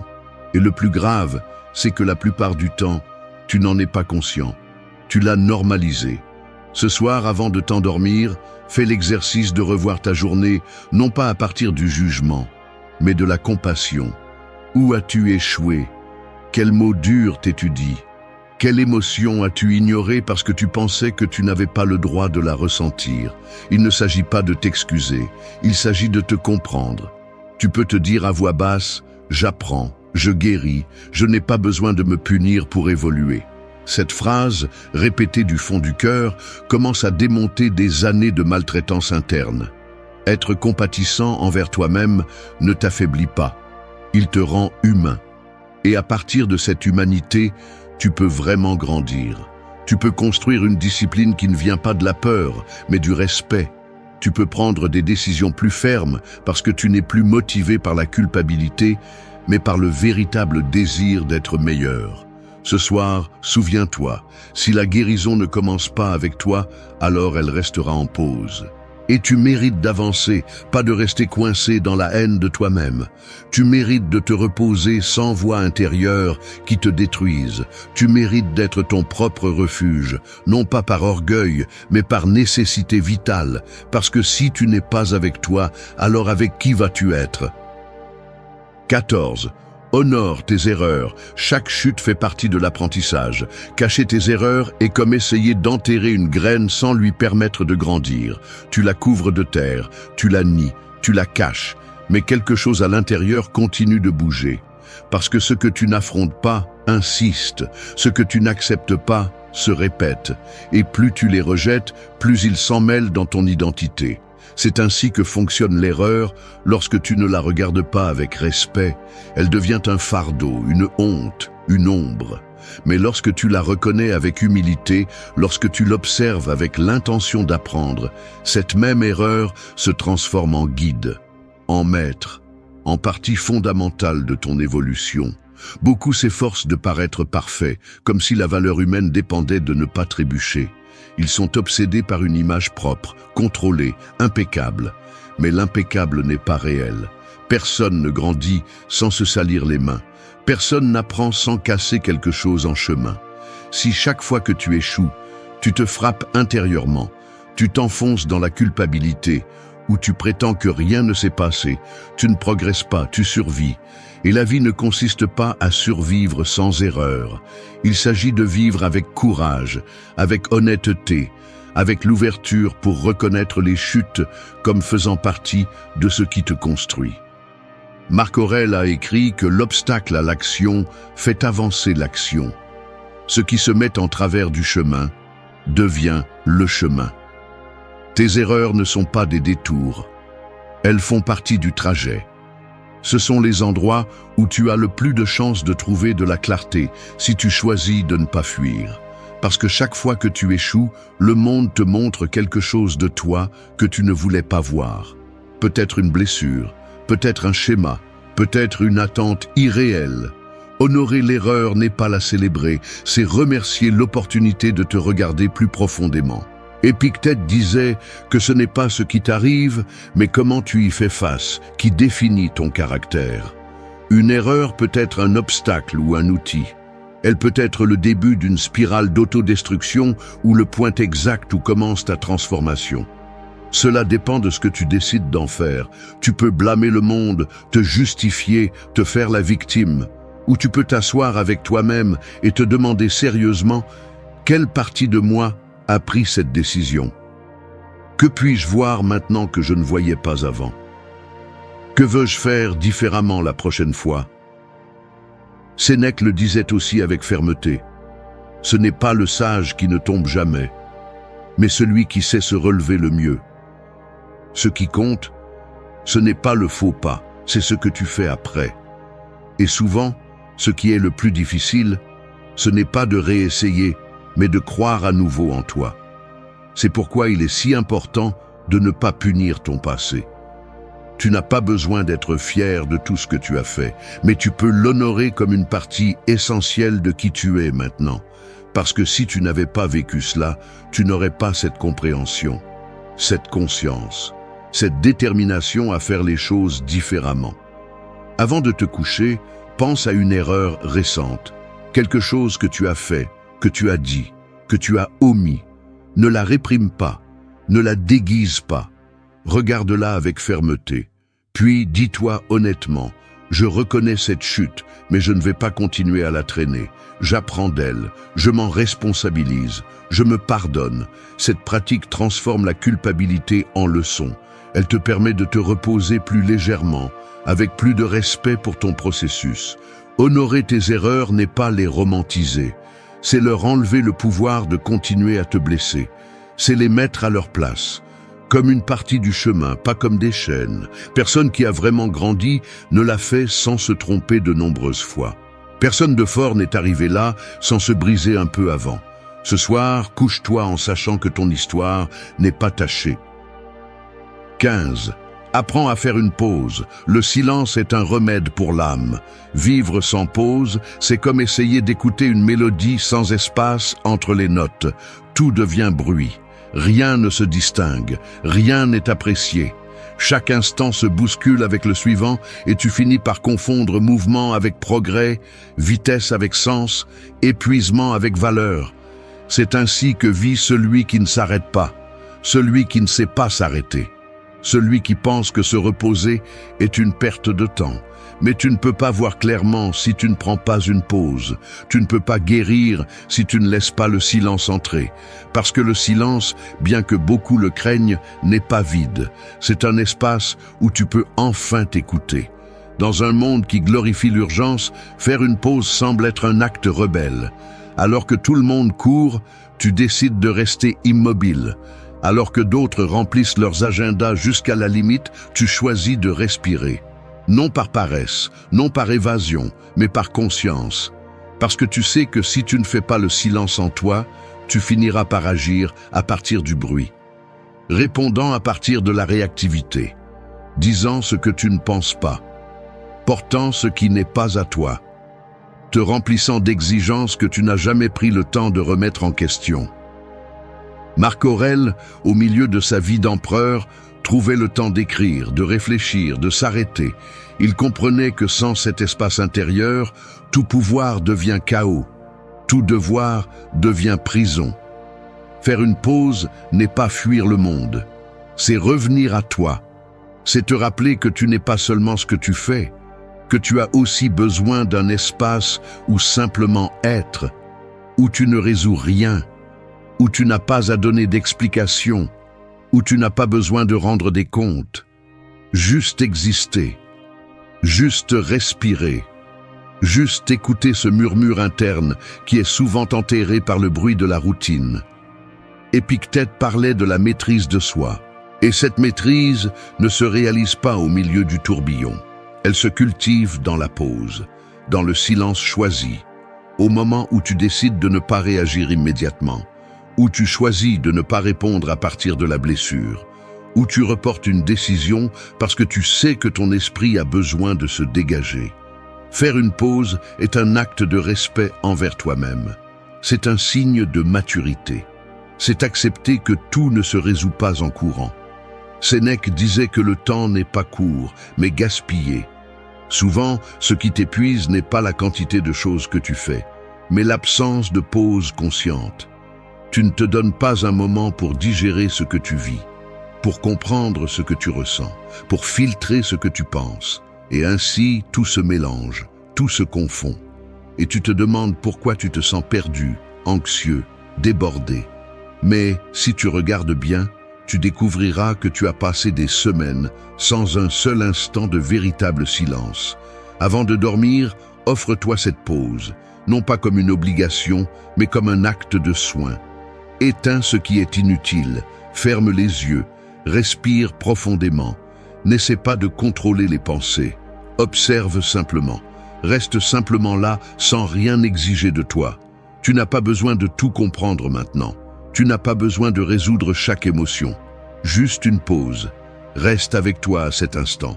Tu peux te dire « Je me permets de m'arrêter, je me permets de respirer, je me permets d'être en paix avec ce moment ». Cette simple décision peut faire la différence entre une nuit agitée et un véritable repos. Faire une pause ne te retarde pas. Elle t'éclaire, elle te centre, elle te rappelle ce qui compte vraiment. Dans la pause, tu comprends mieux ce que tu veux. Tu écoutes ce que tu avais ignoré. Tu lâches ce qui n'a plus de sens. Et à partir de là, tu peux continuer, avec plus de calme, avec plus de fermeté, avec plus de présence. Ce soir, ne cours pas. Ne remplis pas les dernières minutes avec des tâches en attente. 16. Sois patient avec les processus. Rien ne fleurit immédiatement. Vouloir des résultats sans respecter les temps est comme exiger d'une graine qu'elle porte fruit le même jour où tu la sèmes. Tu peux l'arroser davantage, lui parler, voire l'exposer au soleil toute la journée, mais elle ne fleurira pas avant que son processus ne soit complet. Et si tu la déterres de temps en temps pour voir si elle a déjà poussé, tu interromps seulement son développement. C'est ainsi que fonctionne aussi ta croissance interne. Peu importe combien tu t'efforces de changer du jour au lendemain, certaines choses ont simplement besoin de temps. Du temps pour s'installer, pour mûrir, pour prendre forme, sans être forcé. L'impatience est une forme de violence silencieuse. Elle te fait sentir que tu es en retard, que tu ne fais pas assez, que quelque chose en toi échoue parce que tu n'es pas encore arrivé où tu l'espères. Mais tu n'es pas toujours bloqué, parfois tu es simplement en train de germer. Et ce qui se transforme d'abord à l'intérieur prend souvent du temps à se faire remarquer à l'extérieur. Tu veux voir les fruits rapidement, mais tu oublies que les processus réels ne se mesurent pas en vitesse mais en profondeur. Marc Aurèle disait que tout ce qui arrive, arrive en son temps. Forcer le rythme naturel des choses ne fait que générer de la frustration. L'impatience naît de l'anxiété de contrôler le résultat, d'avoir des certitudes, de clore des cycles avant qu'ils ne soient prêts. Mais vivre ainsi est épuisant, parce que tu te sembleras toujours insuffisant. Tu te compareras toujours à un idéal qui ne prend pas en compte tes conditions, ton histoire, tes blessures. La patience, en revanche, est un acte de confiance. Tu arrêtes de pousser et tu commences à accompagner. Tu n'abandonnes pas le processus, mais tu arrêtes de le précipiter comme si ta valeur dépendait de ta rapidité d'arrivée. Épictète enseignait que la volonté a besoin d'un entraînement constant, comme un muscle, et aucun muscle ne se renforce immédiatement. Il nécessite de la constance, oui, mais aussi du repos. Il nécessite de l'engagement, mais aussi de la pause. Quand tu t'exiges d'être bien tout le temps, quand tu crois que guérir, changer, avancer doit être un chemin droit et rapide, tu te fais du mal. Parce que dans cette hâte d'arriver, tu perds la capacité de voir ce qui est déjà en train de changer en toi, ce qui est subtil, ce qui est lent, ce qui est profond. Sénèque parlait de l'erreur de vivre dans la hâte. Il disait que ce n'est pas le temps qui manque, mais la façon dont tu l'utilises. Être patient avec tes processus ne signifie pas te contenter. Cela signifie accepter que tout ne se résout pas en une semaine, que toutes les blessures ne se ferment pas au même rythme, que toutes les réponses n'arrivent pas quand tu les demandes. Il y a des processus qui se développent en silence, même si tu ne les vois pas, comme une racine qui grandit sous terre avant que la première feuille n'apparaisse.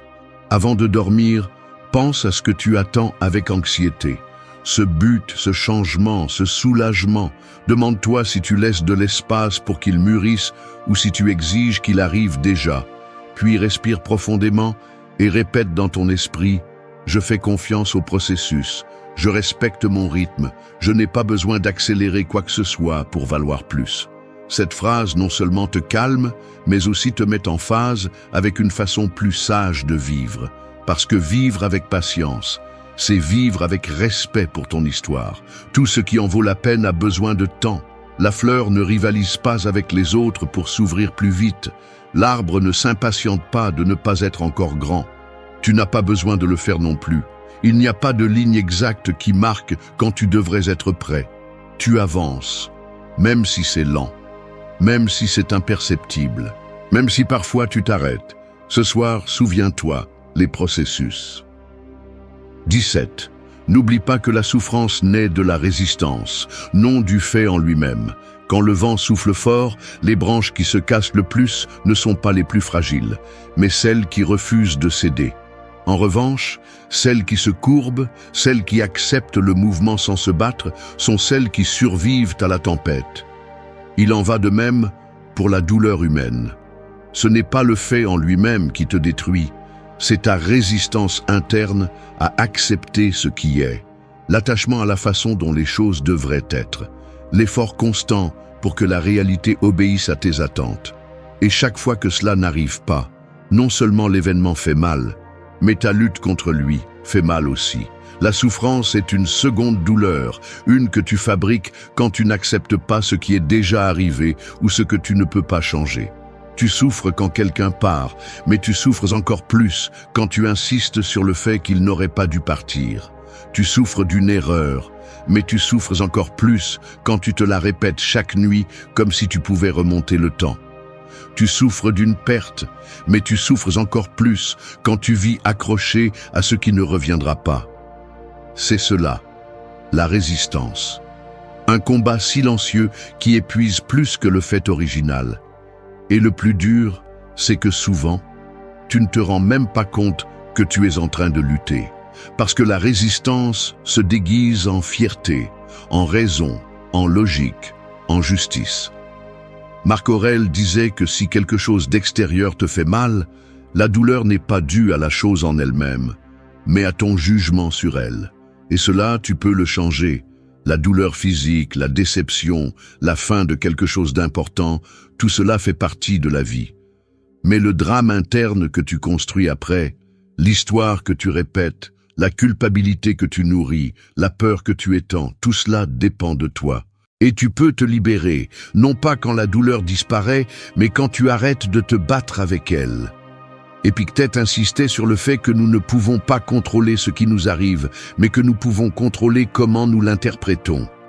La résistance naît lorsque tu prétends que la vie fonctionne selon ton scénario.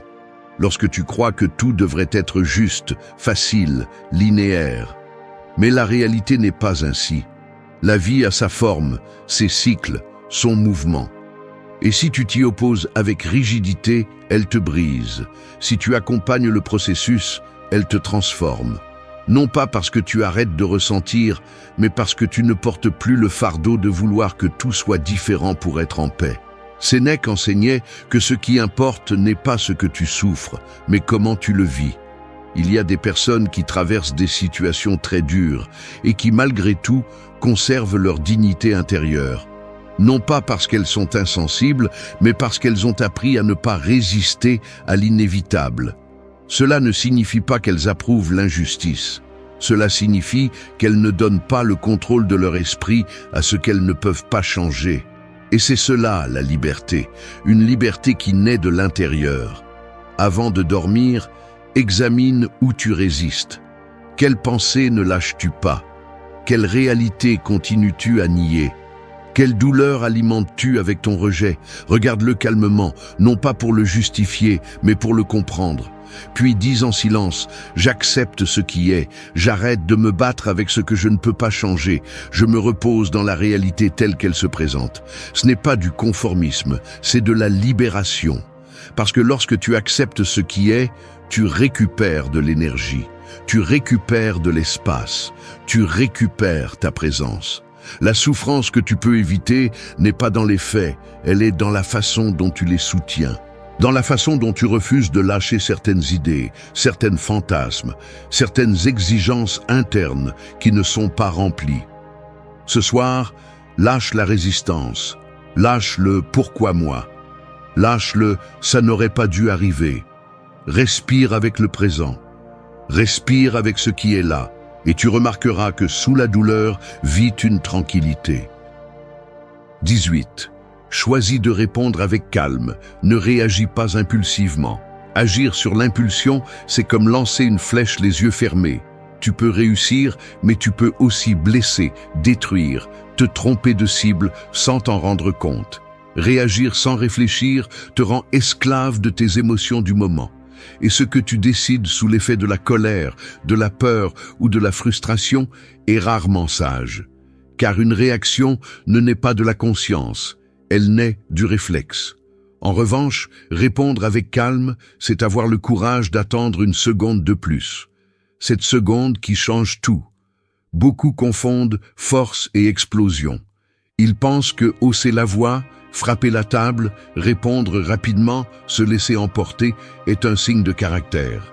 Mais ce n'est pas le cas. Crier est facile. Réagir est automatique. Ce qui est difficile, c'est de s'arrêter. Ce qui est difficile, c'est de ne pas tomber dans le jeu de répéter le mal. Ce qui est vraiment courageux, c'est de rester silencieux quelques secondes pendant que l'esprit s'organise, pendant que les émotions diminuent, pendant que tu décides quelle version de toi va parler. Marc Aurèle écrivait que si tu t'irrites pour quelque chose d'extérieur, le problème n'est pas dans l'événement, mais dans la façon dont tu le perçois. Tu choisis le poids que tu donnes à ce qui se passe. Tu décides si tu te laisses emporter ou si tu prends une pause pour observer clairement. Et cette décision n'est pas toujours confortable parce que l'impulsion exige de sortir. Mais tu n'es pas ton impulsion. Tu n'es pas ta colère, ni ta peur, ni ton jugement précipité. Tu es celui qui peut s'arrêter même si tout en toi veut agir maintenant. Épictète enseignait que l'homme sage ne se laisse pas gouverner par l'extérieur, mais qu'il reste maître de lui-même. Réagir, c'est céder le contrôle. C'est donner à un autre le pouvoir de bouger tes émotions comme si tu étais une marionnette. On t'a offensé, tu réagis. On t'ignore, tu réagis. On te défie, tu réagis. Et à la fin, tu deviens une extension des circonstances. Au lieu de diriger ta vie, tu ne fais que répondre aux stimuli. Mais quand tu décides de répondre avec calme, tu changes l'axe. Tu n'es plus une réaction. Tu es une décision. Tu es une direction consciente. Sénèque disait que la colère est une folie passagère. Et c'est vrai. À ce moment-là, tout se déforme. Tu ne penses pas. Tu agis seulement. Et ensuite vient la culpabilité, le regret, l'explication qui ne suffit pas. Mais si au lieu de réagir, tu choisis de répondre, même avec un simple « je ne peux pas en parler maintenant », tu fais la différence. Tu n'évites pas, tu te retiens, tu protèges ta paix, ton énergie, ta dignité. Et cela ne semble pas faible, cela semble sage. Avant de dormir, rappelle-toi un moment de la journée où tu as réagi sans réfléchir. Non pas pour te juger, mais pour t'observer. Qu'aurais-tu pu faire d'autre si tu avais respiré 2 secondes de plus? Quelle version de toi aurait parlé si tu avais attendu de te calmer? Il ne s'agit pas de changer ce qui s'est passé, mais de te préparer à ce qui vient.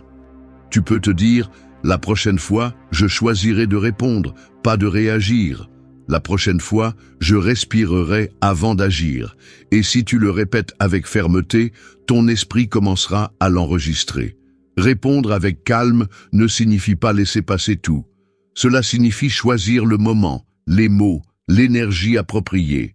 Cela signifie ne pas agir à partir de la blessure, mais à partir de la clarté. Ce soir, engage-toi avec cette version de toi qui ne se laisse pas emporter. Cette partie de toi qui observe, qui respire, qui décide fermement et sans hâte. Car là est ton véritable pouvoir. Non pas dans le bruit de l'impulsion, mais dans le silence qui te permet de penser avant de parler. 19. Fais confiance au flux de la vie, même dans l'inattendu. Naviguer sur une rivière n'est pas la même chose que de contrôler son courant. Tu peux ramer, tu peux choisir ta direction, mais tu ne décides pas de la vitesse de l'eau, ni des virages brusques, ni des rochers cachés. La vie ressemble beaucoup à cela. Tu avances en croyant avoir la carte, mais le cours change sans prévenir. Quelque chose se brise, quelqu'un part, une certitude tombe, un plan échoue. Et c'est alors que la tentation de se battre avec tout, de vouloir forcer la rivière à suivre ton parcours, apparaît. Mais la rivière n'obéit pas. Elle n'est pas là pour suivre tes instructions. Elle est là pour t'apprendre à lâcher la barre quand c'est nécessaire et à apprendre à faire confiance. L'anxiété naît lorsque tu essaies de contrôler ce qui ne dépend pas de toi. Tu veux de la sécurité, des certitudes, des garanties. Mais la vie réelle ne fonctionne pas avec des manuels.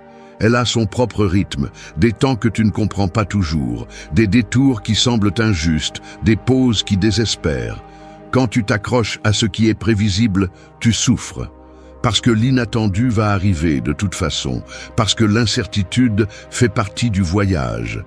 Et si tu n'apprends pas à bouger avec elle, tu finis par vivre en tension constante, comme si tout ce qui échappe à ton plan était une menace. Marc Aurèle a écrit que l'univers est en constante évolution et que résister à son mouvement, c'est résister à soi-même. Cela signifie que chaque fois que quelque chose se dérègle, ce n'est pas nécessairement mauvais. Peut-être est-ce une partie de l'ordre que tu ne vois pas encore. Peut-être est-ce une nouvelle porte déguisée en perte. Peut-être que tu ne comprends pas maintenant.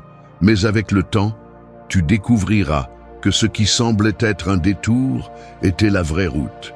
Faire confiance n'est pas fermer les yeux. C'est ouvrir son cœur à ce que tu ne peux pas contrôler et continuer à avancer sans perdre ton calme. Épictète disait que lorsque quelque chose se passe hors de ton contrôle, la seule chose qui te reste à faire est de décider comment réagir. Tu peux résister, te plaindre, t'épuiser, ou tu peux accepter que cela soit arrivé pour une raison que tu ne comprends pas encore. Ce n'est pas de la passivité, c'est de la sagesse. C'est savoir quand agir et quand couler. Parce que ce qui est rigide se brise, ce qui est flexible s'adapte. Et celui qui s'adapte n'est pas faible, il est résistant. Il sait quand bouger, quand attendre, quand arrêter de se battre pour commencer à faire confiance. Sénèque enseignait que le destin guide celui qui coopère et entraîne celui qui résiste. Si tu fais confiance au processus, tu deviens plus léger. Tu te permets de changer de direction sans culpabilité. laisser derrière toi sans te traîner. Commencer de nouveau sans peur. Cela ne signifie pas que tout sera facile. Cela signifie que tout peut avoir un sens si tu le traverses avec conscience. Tout ce qui est inattendu n'est pas une perte. Parfois, c'est une correction de cap. Parfois, c'est une opportunité que ton esprit n'avait pas envisagée. Ce soir, pense à quelque chose qui ne s'est pas passé comme tu l'espérais. Une décision, une relation, un objectif non atteint. Maintenant, demande-toi, puis-je voir cela comme faisant partie du flux et non comme une interruption? Puis-je faire confiance à ce que cela, même si cela fait mal, apporte aussi un enseignement? Ensuite, respire, relâche la tension et dis en silence, je fais confiance au flux de la vie, non pas parce que je comprends tout, mais parce que je choisis de ne plus me fatiguer. Cette affirmation n'élimine pas le chaos, mais elle réduit le bruit intérieur. Et elle te permet de dormir avec moins de poids sur la poitrine. Faire confiance n'est pas rester immobile en attendant des miracles. C'est bouger avec présence, sans exiger que tout se mette en place comme tu le souhaites. C'est accepter que certaines réponses tardent, que certaines routes dévient, et que même dans l'inattendu, il peut y avoir de la beauté. Ce soir, baisse les rames pour un instant. Laisse la rivière te porter. Tu ne perds pas le contrôle, tu retrouves la paix. 20. Laisse tes émotions te parler, ne les réprime pas. Réprimer une émotion est comme couvrir une cocotte minute avec les mains. La vapeur continue de s'accumuler, cherchant une sortie. Et plus tu essaies de la contenir, plus l'explosion sera forte. Tu peux dissimuler, prétendre, te distraire, occuper ton temps avec 1000 choses pour ne pas ressentir, mais l'émotion ne disparaît pas. Elle se cache seulement, se transforme, se renferme dans un coin de ton corps ou de ton esprit, jusqu'à ce qu'elle devienne un symptôme, une réaction exagérée, une tristesse sans cause apparente. Réprimer ne résout rien. Cela ne fait que repousser. Cela ne fait que retarder l'inévitable. Et quand tu l'affrontes enfin, ce n'est plus une émotion, c'est un fardeau. Le problème n'est pas de ressentir. Le problème est de ne pas savoir quoi faire avec ce que tu ressens. On nous a appris à avoir honte de l'émotion intense, à éviter la tristesse comme si c'était une faiblesse, à faire taire la colère comme si elle était toujours dangereuse, à cacher la peur pour ne pas paraître fragile. Mais la vérité est que toutes les émotions ont un message. Toutes viennent te montrer quelque chose. Et si au lieu de les écouter, tu les rejettes, tu te prives d'une partie essentielle de ta vérité. Marc Aurèle parlait de la maîtrise de soi, mais pas comme une répression, mais comme un guide. Il ne s'agit pas d'éliminer ce que tu ressens, mais d'apprendre à l'écouter sans qu'il te gouverne. Si tu es triste, demande-toi ce que cette tristesse te montre. Peut-être que tu es dans un endroit où tu n'appartiens plus. Peut-être que tu te mets trop de pression. Peut-être que tu regrettes une version de toi que tu as oubliée. Si tu es en colère, peut-être qu'une limite a été franchie. Peut-être que tu tais ce que tu devrais exprimer. Peut-être que tu portes quelque chose qui n'est pas à toi. Épictète enseignait que nous ne devons pas craindre ce que nous ressentons, mais apprendre à l'observer. Une émotion ne te rend pas faible, elle te rend humain. Ce qui t'affaiblit, c'est l'auto-tromperie. Faire semblant d'aller bien quand quelque chose se brise à l'intérieur. Sourire par habitude alors que ton âme crie pour attirer l'attention. Être fort n'est pas ne jamais pleurer. Être fort, c'est oser regarder ta douleur en face et te permettre de la ressentir sans te noyer dedans. Sénèque disait que l'âme a besoin d'expression et quand elle ne l'a pas, elle tombe malade. Une émotion non exprimée ne disparaît pas, elle se transforme en anxiété, en culpabilité, en épuisement chronique. Ton corps finit par dire ce que ta bouche tait. C'est pourquoi il est si important de te permettre cet espace pour ressentir sans filtre, sans jugement, sans hâte de te sentir à nouveau bien. Parce qu'aller mal fait aussi partie du processus. C'est aussi valide. Cela a aussi besoin de place. Avant de te coucher, examine quelle émotion a dominé ta journée. Ne la nie pas, ne l'adoucis pas, nomme-la clairement. Dis, aujourd'hui, j'ai ressenti de la colère, de la tristesse, de la peur, de la confusion. Puis, respire profondément. Demande-toi ce que cette émotion est venue te montrer. Tu n'as pas besoin d'avoir toutes les réponses. Il suffit d'ouvrir l'espace pour écouter. Cette écoute est le premier pas vers la libération. Tu peux dire à voix basse, « Je ne réprime pas ce que je ressens. Je l'écoute, je le reconnais, je l'embrasse. » Cette affirmation ne résout pas tout, mais elle brise le cycle d'évasion qui est si épuisant. Ressentir n'est pas un problème. Le problème est d'ignorer ce que tu ressens. Parce que les émotions ne sont pas des ennemis. Ce sont des boussoles, ce sont des messagères, ce sont des parties de toi qui cherchent simplement à être vues. Ce soir, au lieu de les faire taire, accueille-les. Écoute sans peur, ressens sans culpabilité. Et puis repose-toi en sachant que tu n'as plus à fuir de toi-même. Parce que quand tu t'écoutes avec honnêteté, le calme arrive tout seul. 21.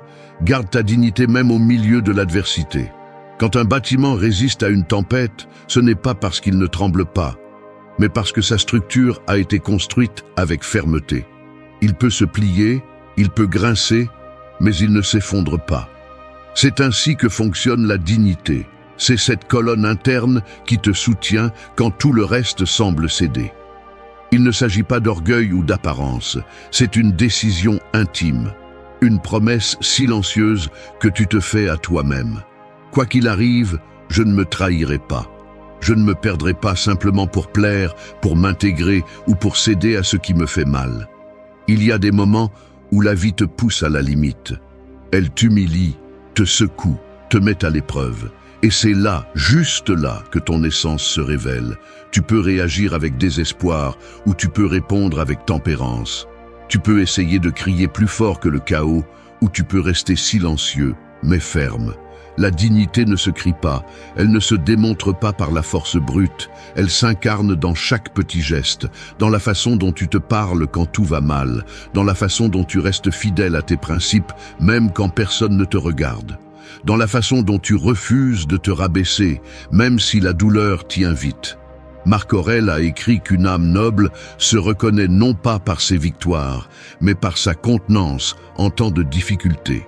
Perdre sa dignité ne se produit pas d'un coup.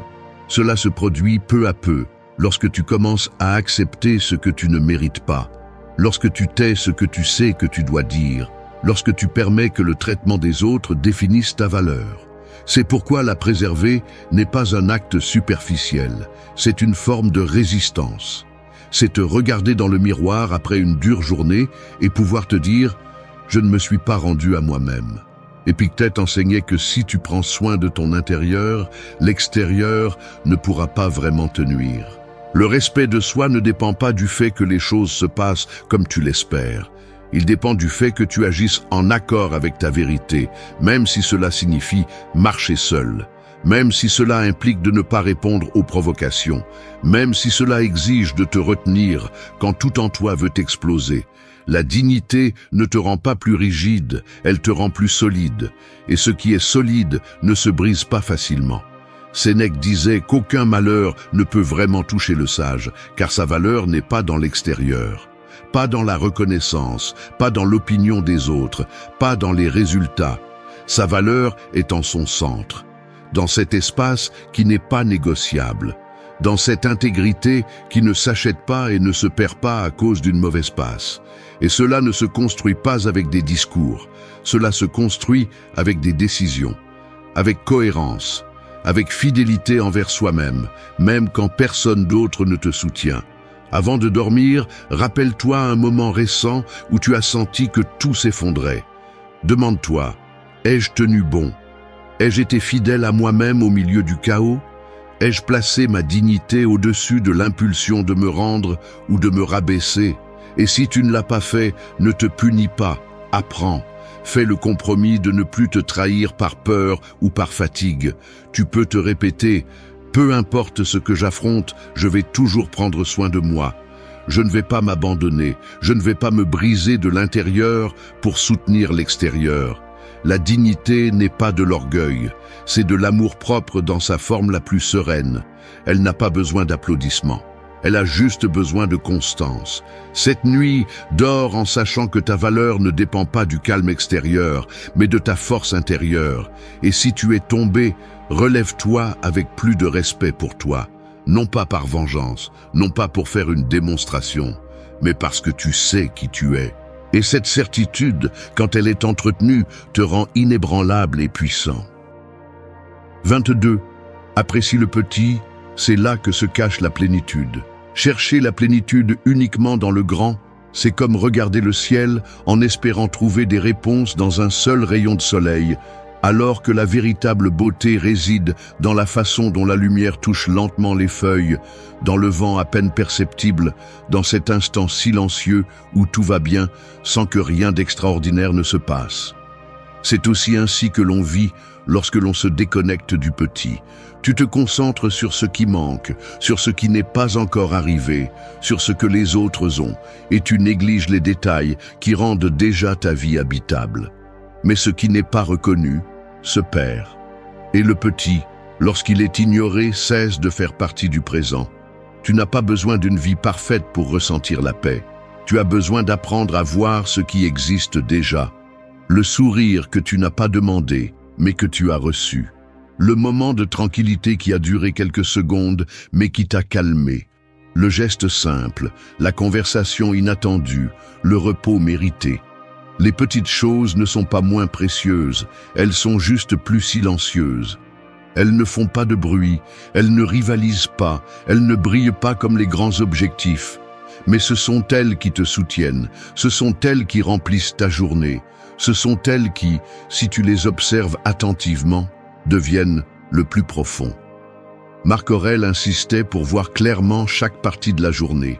Il trouvait de la beauté et du sens même dans les tâches routinières, dans les mouvements du corps, dans l'acte de respirer. Parce qu'il comprenait que si tu as besoin que tout soit spécial pour ressentir de la gratitude, alors tu dépendras toujours de l'extérieur. En revanche, si tu peux trouver quelque chose de précieux dans le simple, tu ne seras jamais vide. La plénitude ne naît pas de l'impact, elle naît de la présence. Épictète parlait du détachement comme d'une forme de liberté. C'est lorsque tu cesses de t'attacher à la grandeur promise par la société que tu commences à remarquer ce qui a toujours été devant toi. L'odeur de ta nourriture, le silence de ta chambre, le message de quelqu'un qui a pris 1 minute pour penser à toi. Tu n'as pas besoin de tout avoir pour te sentir plein. Tu as juste besoin de prêter plus d'attention à ce que tu as ignoré en attendant quelque chose de mieux. Sénèque affirmait que la véritable richesse consiste à savoir profiter du minimum. Non pas parce que tu te contentes de peu, mais parce que tu comprends que ce peu, lorsqu'il est apprécié, est suffisant.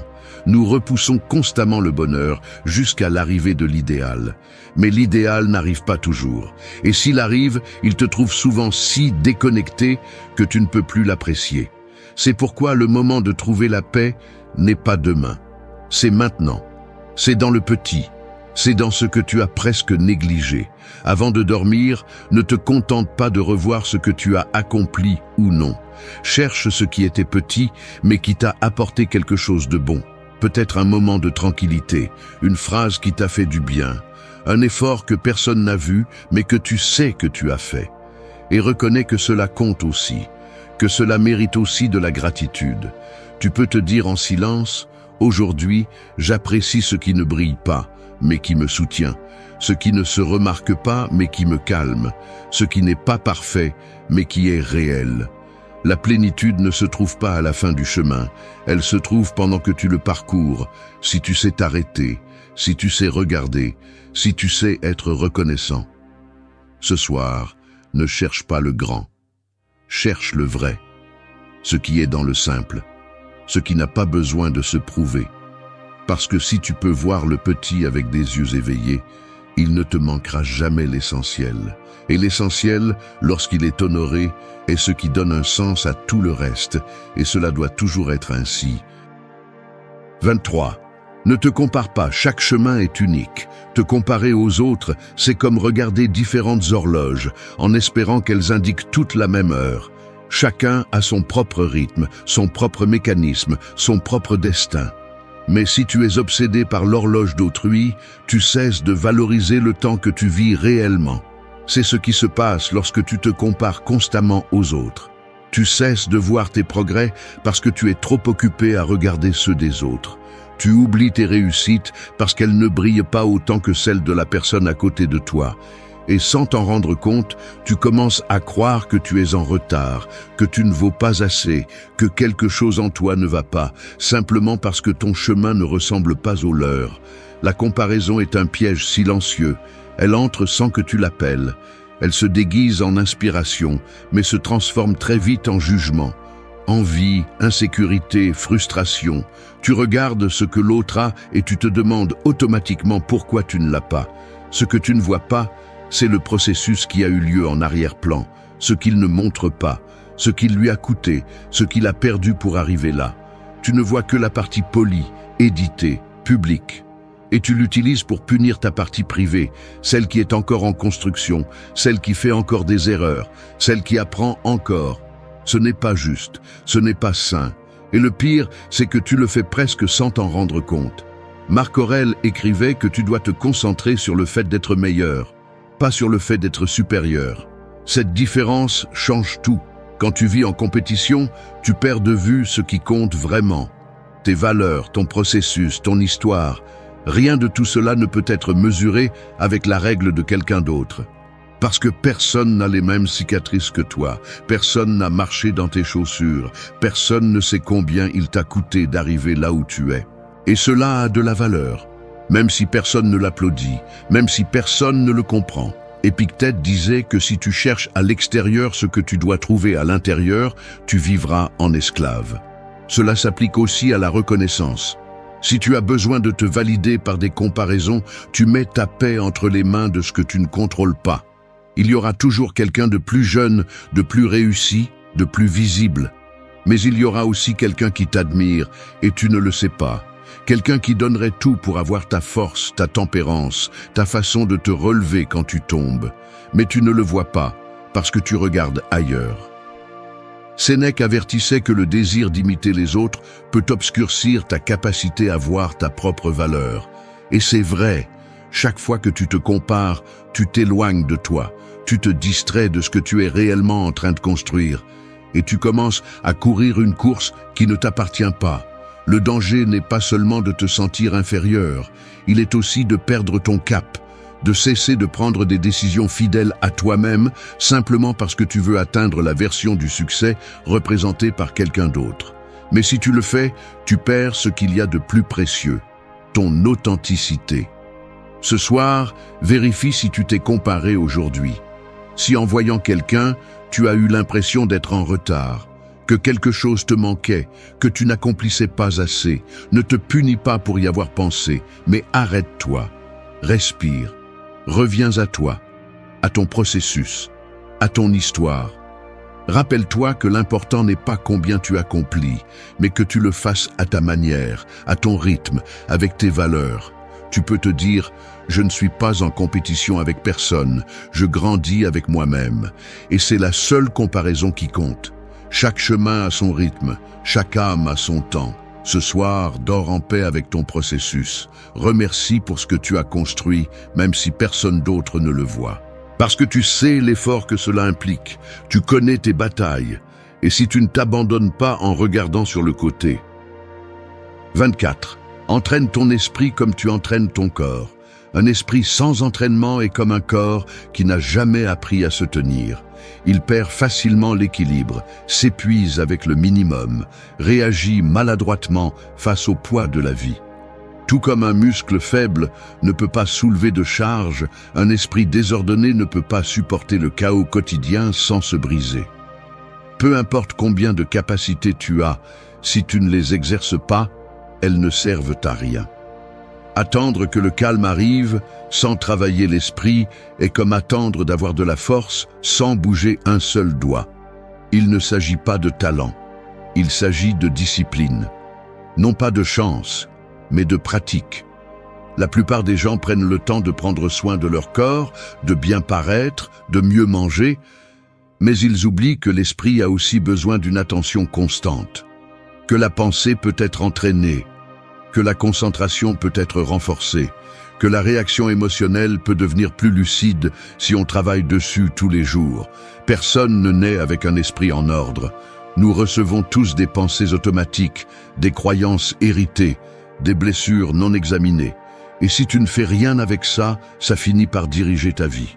Tu finis par être emporté par des impulsions, par des peurs, par des voix qui ne sont même pas les tiennes. Marc Aurèle comprenait que l'âme se renforce par la pensée consciente.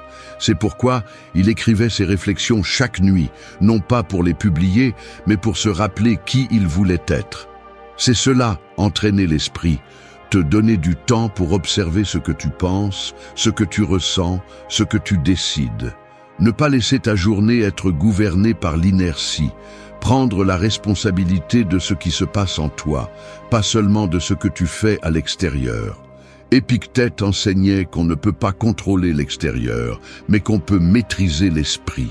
Et cette maîtrise n'arrive pas avec une jolie phrase, ni avec une pensée positive isolée.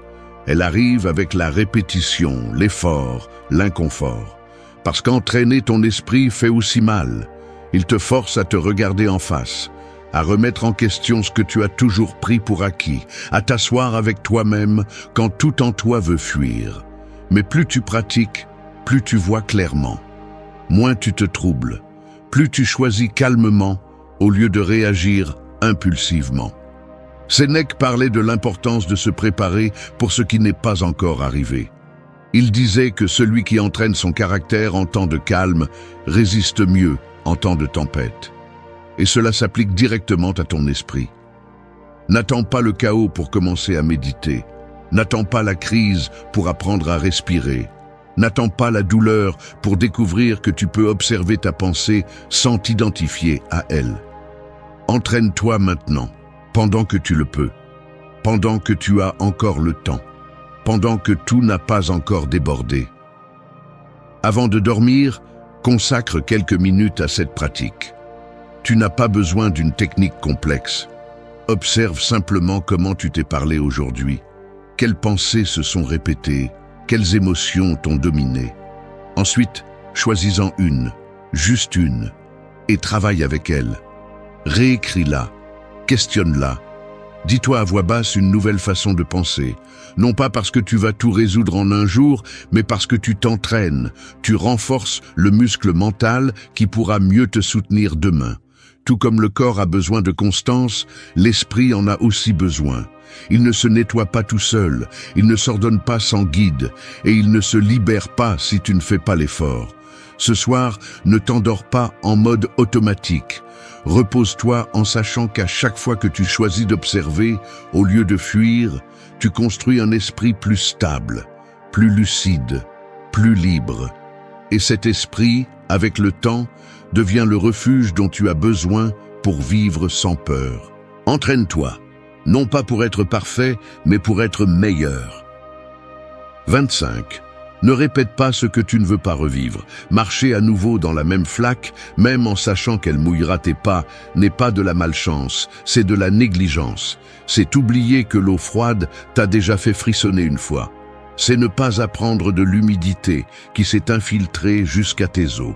Et c'est ce que tu fais chaque fois que tu répètes une attitude, une relation, une habitude qui t'a déjà fait du mal. Tu n'es pas courageux. Tu ignores la mémoire de ta propre blessure, parce que tout ce qui n'est pas compris se répète, et tout ce qui est justifié devient une habitude. Le problème n'est pas de trébucher, c'est de chercher à nouveau la même pierre, les yeux ouverts. Les gens disent souvent qu'ils ne veulent plus de douleur, qu'ils veulent avancer, qu'ils méritent une autre vie. Mais leurs actes ne coïncident pas. Ils s'approchent des mêmes conflits, appellent les mêmes personnes, pensent de la même manière. Et ils espèrent que quelque chose change. Ils oublient que le schéma ne se brise pas avec le désir, mais avec la conscience. Que si tu ne stoppes pas le cycle se réinitialise seul. Et ce que tu ne fermes pas clairement se déguise en opportunité alors qu'en réalité, c'est un recul. Ne te trompe pas en croyant que cette fois sera différente si tu n'es pas différent. Il ne s'agit pas de changer de décor, il s'agit de changer de scénario. Parce que tu peux déménager dans une autre ville, terminer une relation, démissionner d'un travail. Mais si tu gardes la même mentalité, si tu continues à réagir de la même manière, si tu continues à tolérer ce qui te fait du mal, alors tu ne fais que répéter l'histoire avec de nouveaux noms et de nouveaux lieux. Questionne tes choix automatiques. Observe quel type de personne tu continues à attirer. Examine les émotions qui se répètent constamment dans ta vie. Continues-tu à t'entourer de personnes qui ne te respectent pas? Continues-tu à céder ton temps pour qu'on te le vole sans gratitude? Continues-tu à te promettre que cette fois, tu vas prendre soin de toi, mais tu t'abandonnes à la première excuse?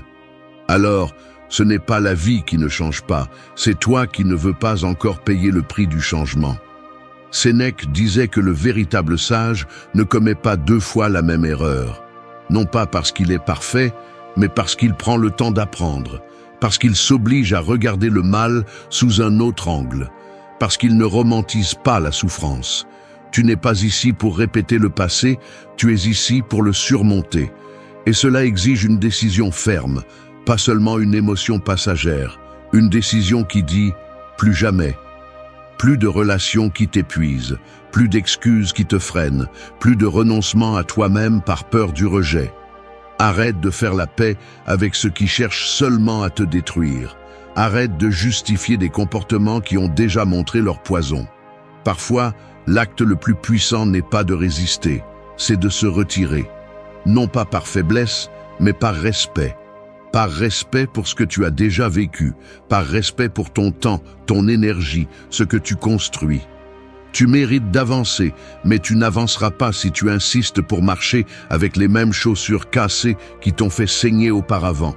La vie va te mettre à l'épreuve, mais c'est toi qui décides si tu répètes la même leçon ou si tu l'apprends enfin. Et apprendre dans ce cas, c'est agir différemment, même si cela dérange. Même si c'est difficile, même si cela semble difficile, parce qu'il n'y a pas de plus grand signe d'évolution que la capacité de dire « j'ai déjà vécu cela et je ne le permettrai plus ». C'est ton signe de maturité, c'est ta force. Ne répète pas ce que tu ne veux pas revivre, garde la leçon, pas le schéma, reste avec l'enseignement, pas avec l'habitude pour que tu comprennes. 26. Ne cherche pas à sauver celui qui s'accroche à couler. Essayer de sauver quelqu'un qui ne veut pas être sauvé, c'est comme jeter une bouée à quelqu'un qui s'est enchaîné au fond de la mer. Tu peux crier, tendre la main, te jeter toi-même à l'eau. Mais si l'autre personne ne veut pas remonter, tu finiras par te noyer aussi. C'est ainsi avec ceux qui se sabotent encore et t'entraînent dans leur chute. Peu importe combien d'amour tu mets, ni combien de fois tu leur montres la sortie. Si quelqu'un décide de rester dans son obscurité, ta lumière ne suffit pas pour qu'il voie. Parce que le changement ne s'impose pas, il se choisit. Il y a des gens qui ne veulent pas d'aide, juste de la compagnie dans leur chaos. Et toi, par bonté, par loyauté ou par culpabilité, tu restes. Tu souffres avec eux. Tu attends avec eux, tu justifies leur tempête et tu appelles loyauté ce qui est en réalité de l'épuisement. Tu deviens un soutien émotionnel, un thérapeute non officiel, un filet de sécurité constant. Mais ce n'est pas une relation, c'est un sauvetage sans fin. Tu ne construis pas quelque chose de sain, tu soutiens quelque chose qui s'effondre chaque fois que tu te fatigues. Et le plus triste, c'est que plus tu donnes, moins on te valorise. Parce que celui qui ne veut pas guérir finit par haïr celui qui lui rappelle qu'il le peut. Ils se sentent attaqués par ta clarté, irrités par ton espoir. Ils t'accusent d'être exigeant, de ne pas comprendre. Et toi, depuis l'épuisement, tu te demandes pourquoi tes tentatives ne suffisent pas. La réponse est simple. Ce n'est pas ton travail de sauver celui qui résiste au changement. Le véritable acte d'amour n'est pas de rester, c'est de lâcher prise. Non par indifférence, mais par respect pour toi et ton énergie. Tu mérites aussi d'avancer. Tu mérites aussi des relations réciproques. Tu n'es pas ici pour devenir le sauveur de tous. Ce fardeau ne t'appartient pas. Quand tu restes à essayer de sauver quelqu'un qui ne se sauve pas lui-même, tu abandonnes ton propre chemin. Tu repousses tes objectifs. Tu tais tes émotions. Tu adaptes ta vie au rythme de la douleur des autres. Et cela, à la fin, te brise. Tu ne peux pas aimer au détriment de ta santé mentale. Tu ne peux pas soutenir quelqu'un éternellement sans que cela finisse par t'épuiser. Il est difficile d'accepter que tu ne peux pas aider tout le monde, qu'il y a des gens qui doivent toucher le fond seuls, que leur processus n'est pas entre tes mains. Mais c'est nécessaire, parce que quand tu t'éloignes, parfois ils commencent enfin à bouger. Et s'ils ne le font pas, c'est aussi bien, c'est leur choix. Le tien est de vivre en liberté, sans culpabilité, sans chaînes émotionnelles qui ne te correspondent pas. Parfois, aimer signifie dire « jusqu'ici ». Cela signifie fermer la porte avec le cœur en miettes, mais la conscience en paix. Arrête de donner des opportunités infinies à celui qui gaspille chacune d'elles. Arrête de justifier des attitudes qui te détruisent émotionnellement. Tu n'es pas méchant en t'éloignant, tu es sage. Sénèque a dit que tu ne peux pas naviguer si tu portes le poids de bateaux coulés. Lâche ce poids, lâche la fantaisie que ton amour peut tout réparer. Ce qui transforme vraiment, c'est la volonté. Et si elle n'existe pas, il n'y a rien à faire. Plus de sacrifices sans sens, plus de sauvetage de ceux qui s'accrochent à couler. Tu n'es responsable de la fin de personne, seulement de la tienne. Et tu mérites une fin différente. Une où tu ne te noies pas en essayant de sauver celui qui n'a jamais voulu sortir de l'eau. Merci d'être resté jusqu'à la fin de la vidéo. Si vous avez tout vu, commentez « Je suis stoïcien » comme notre signe secret, indiquant que vous êtes un véritable apprenant du stoïcisme. N'oubliez pas de vous abonner et de liker la vidéo si elle vous a plu. Rendez-vous dans la prochaine vidéo et rappelez-vous, continuez à cultiver votre esprit stoïque.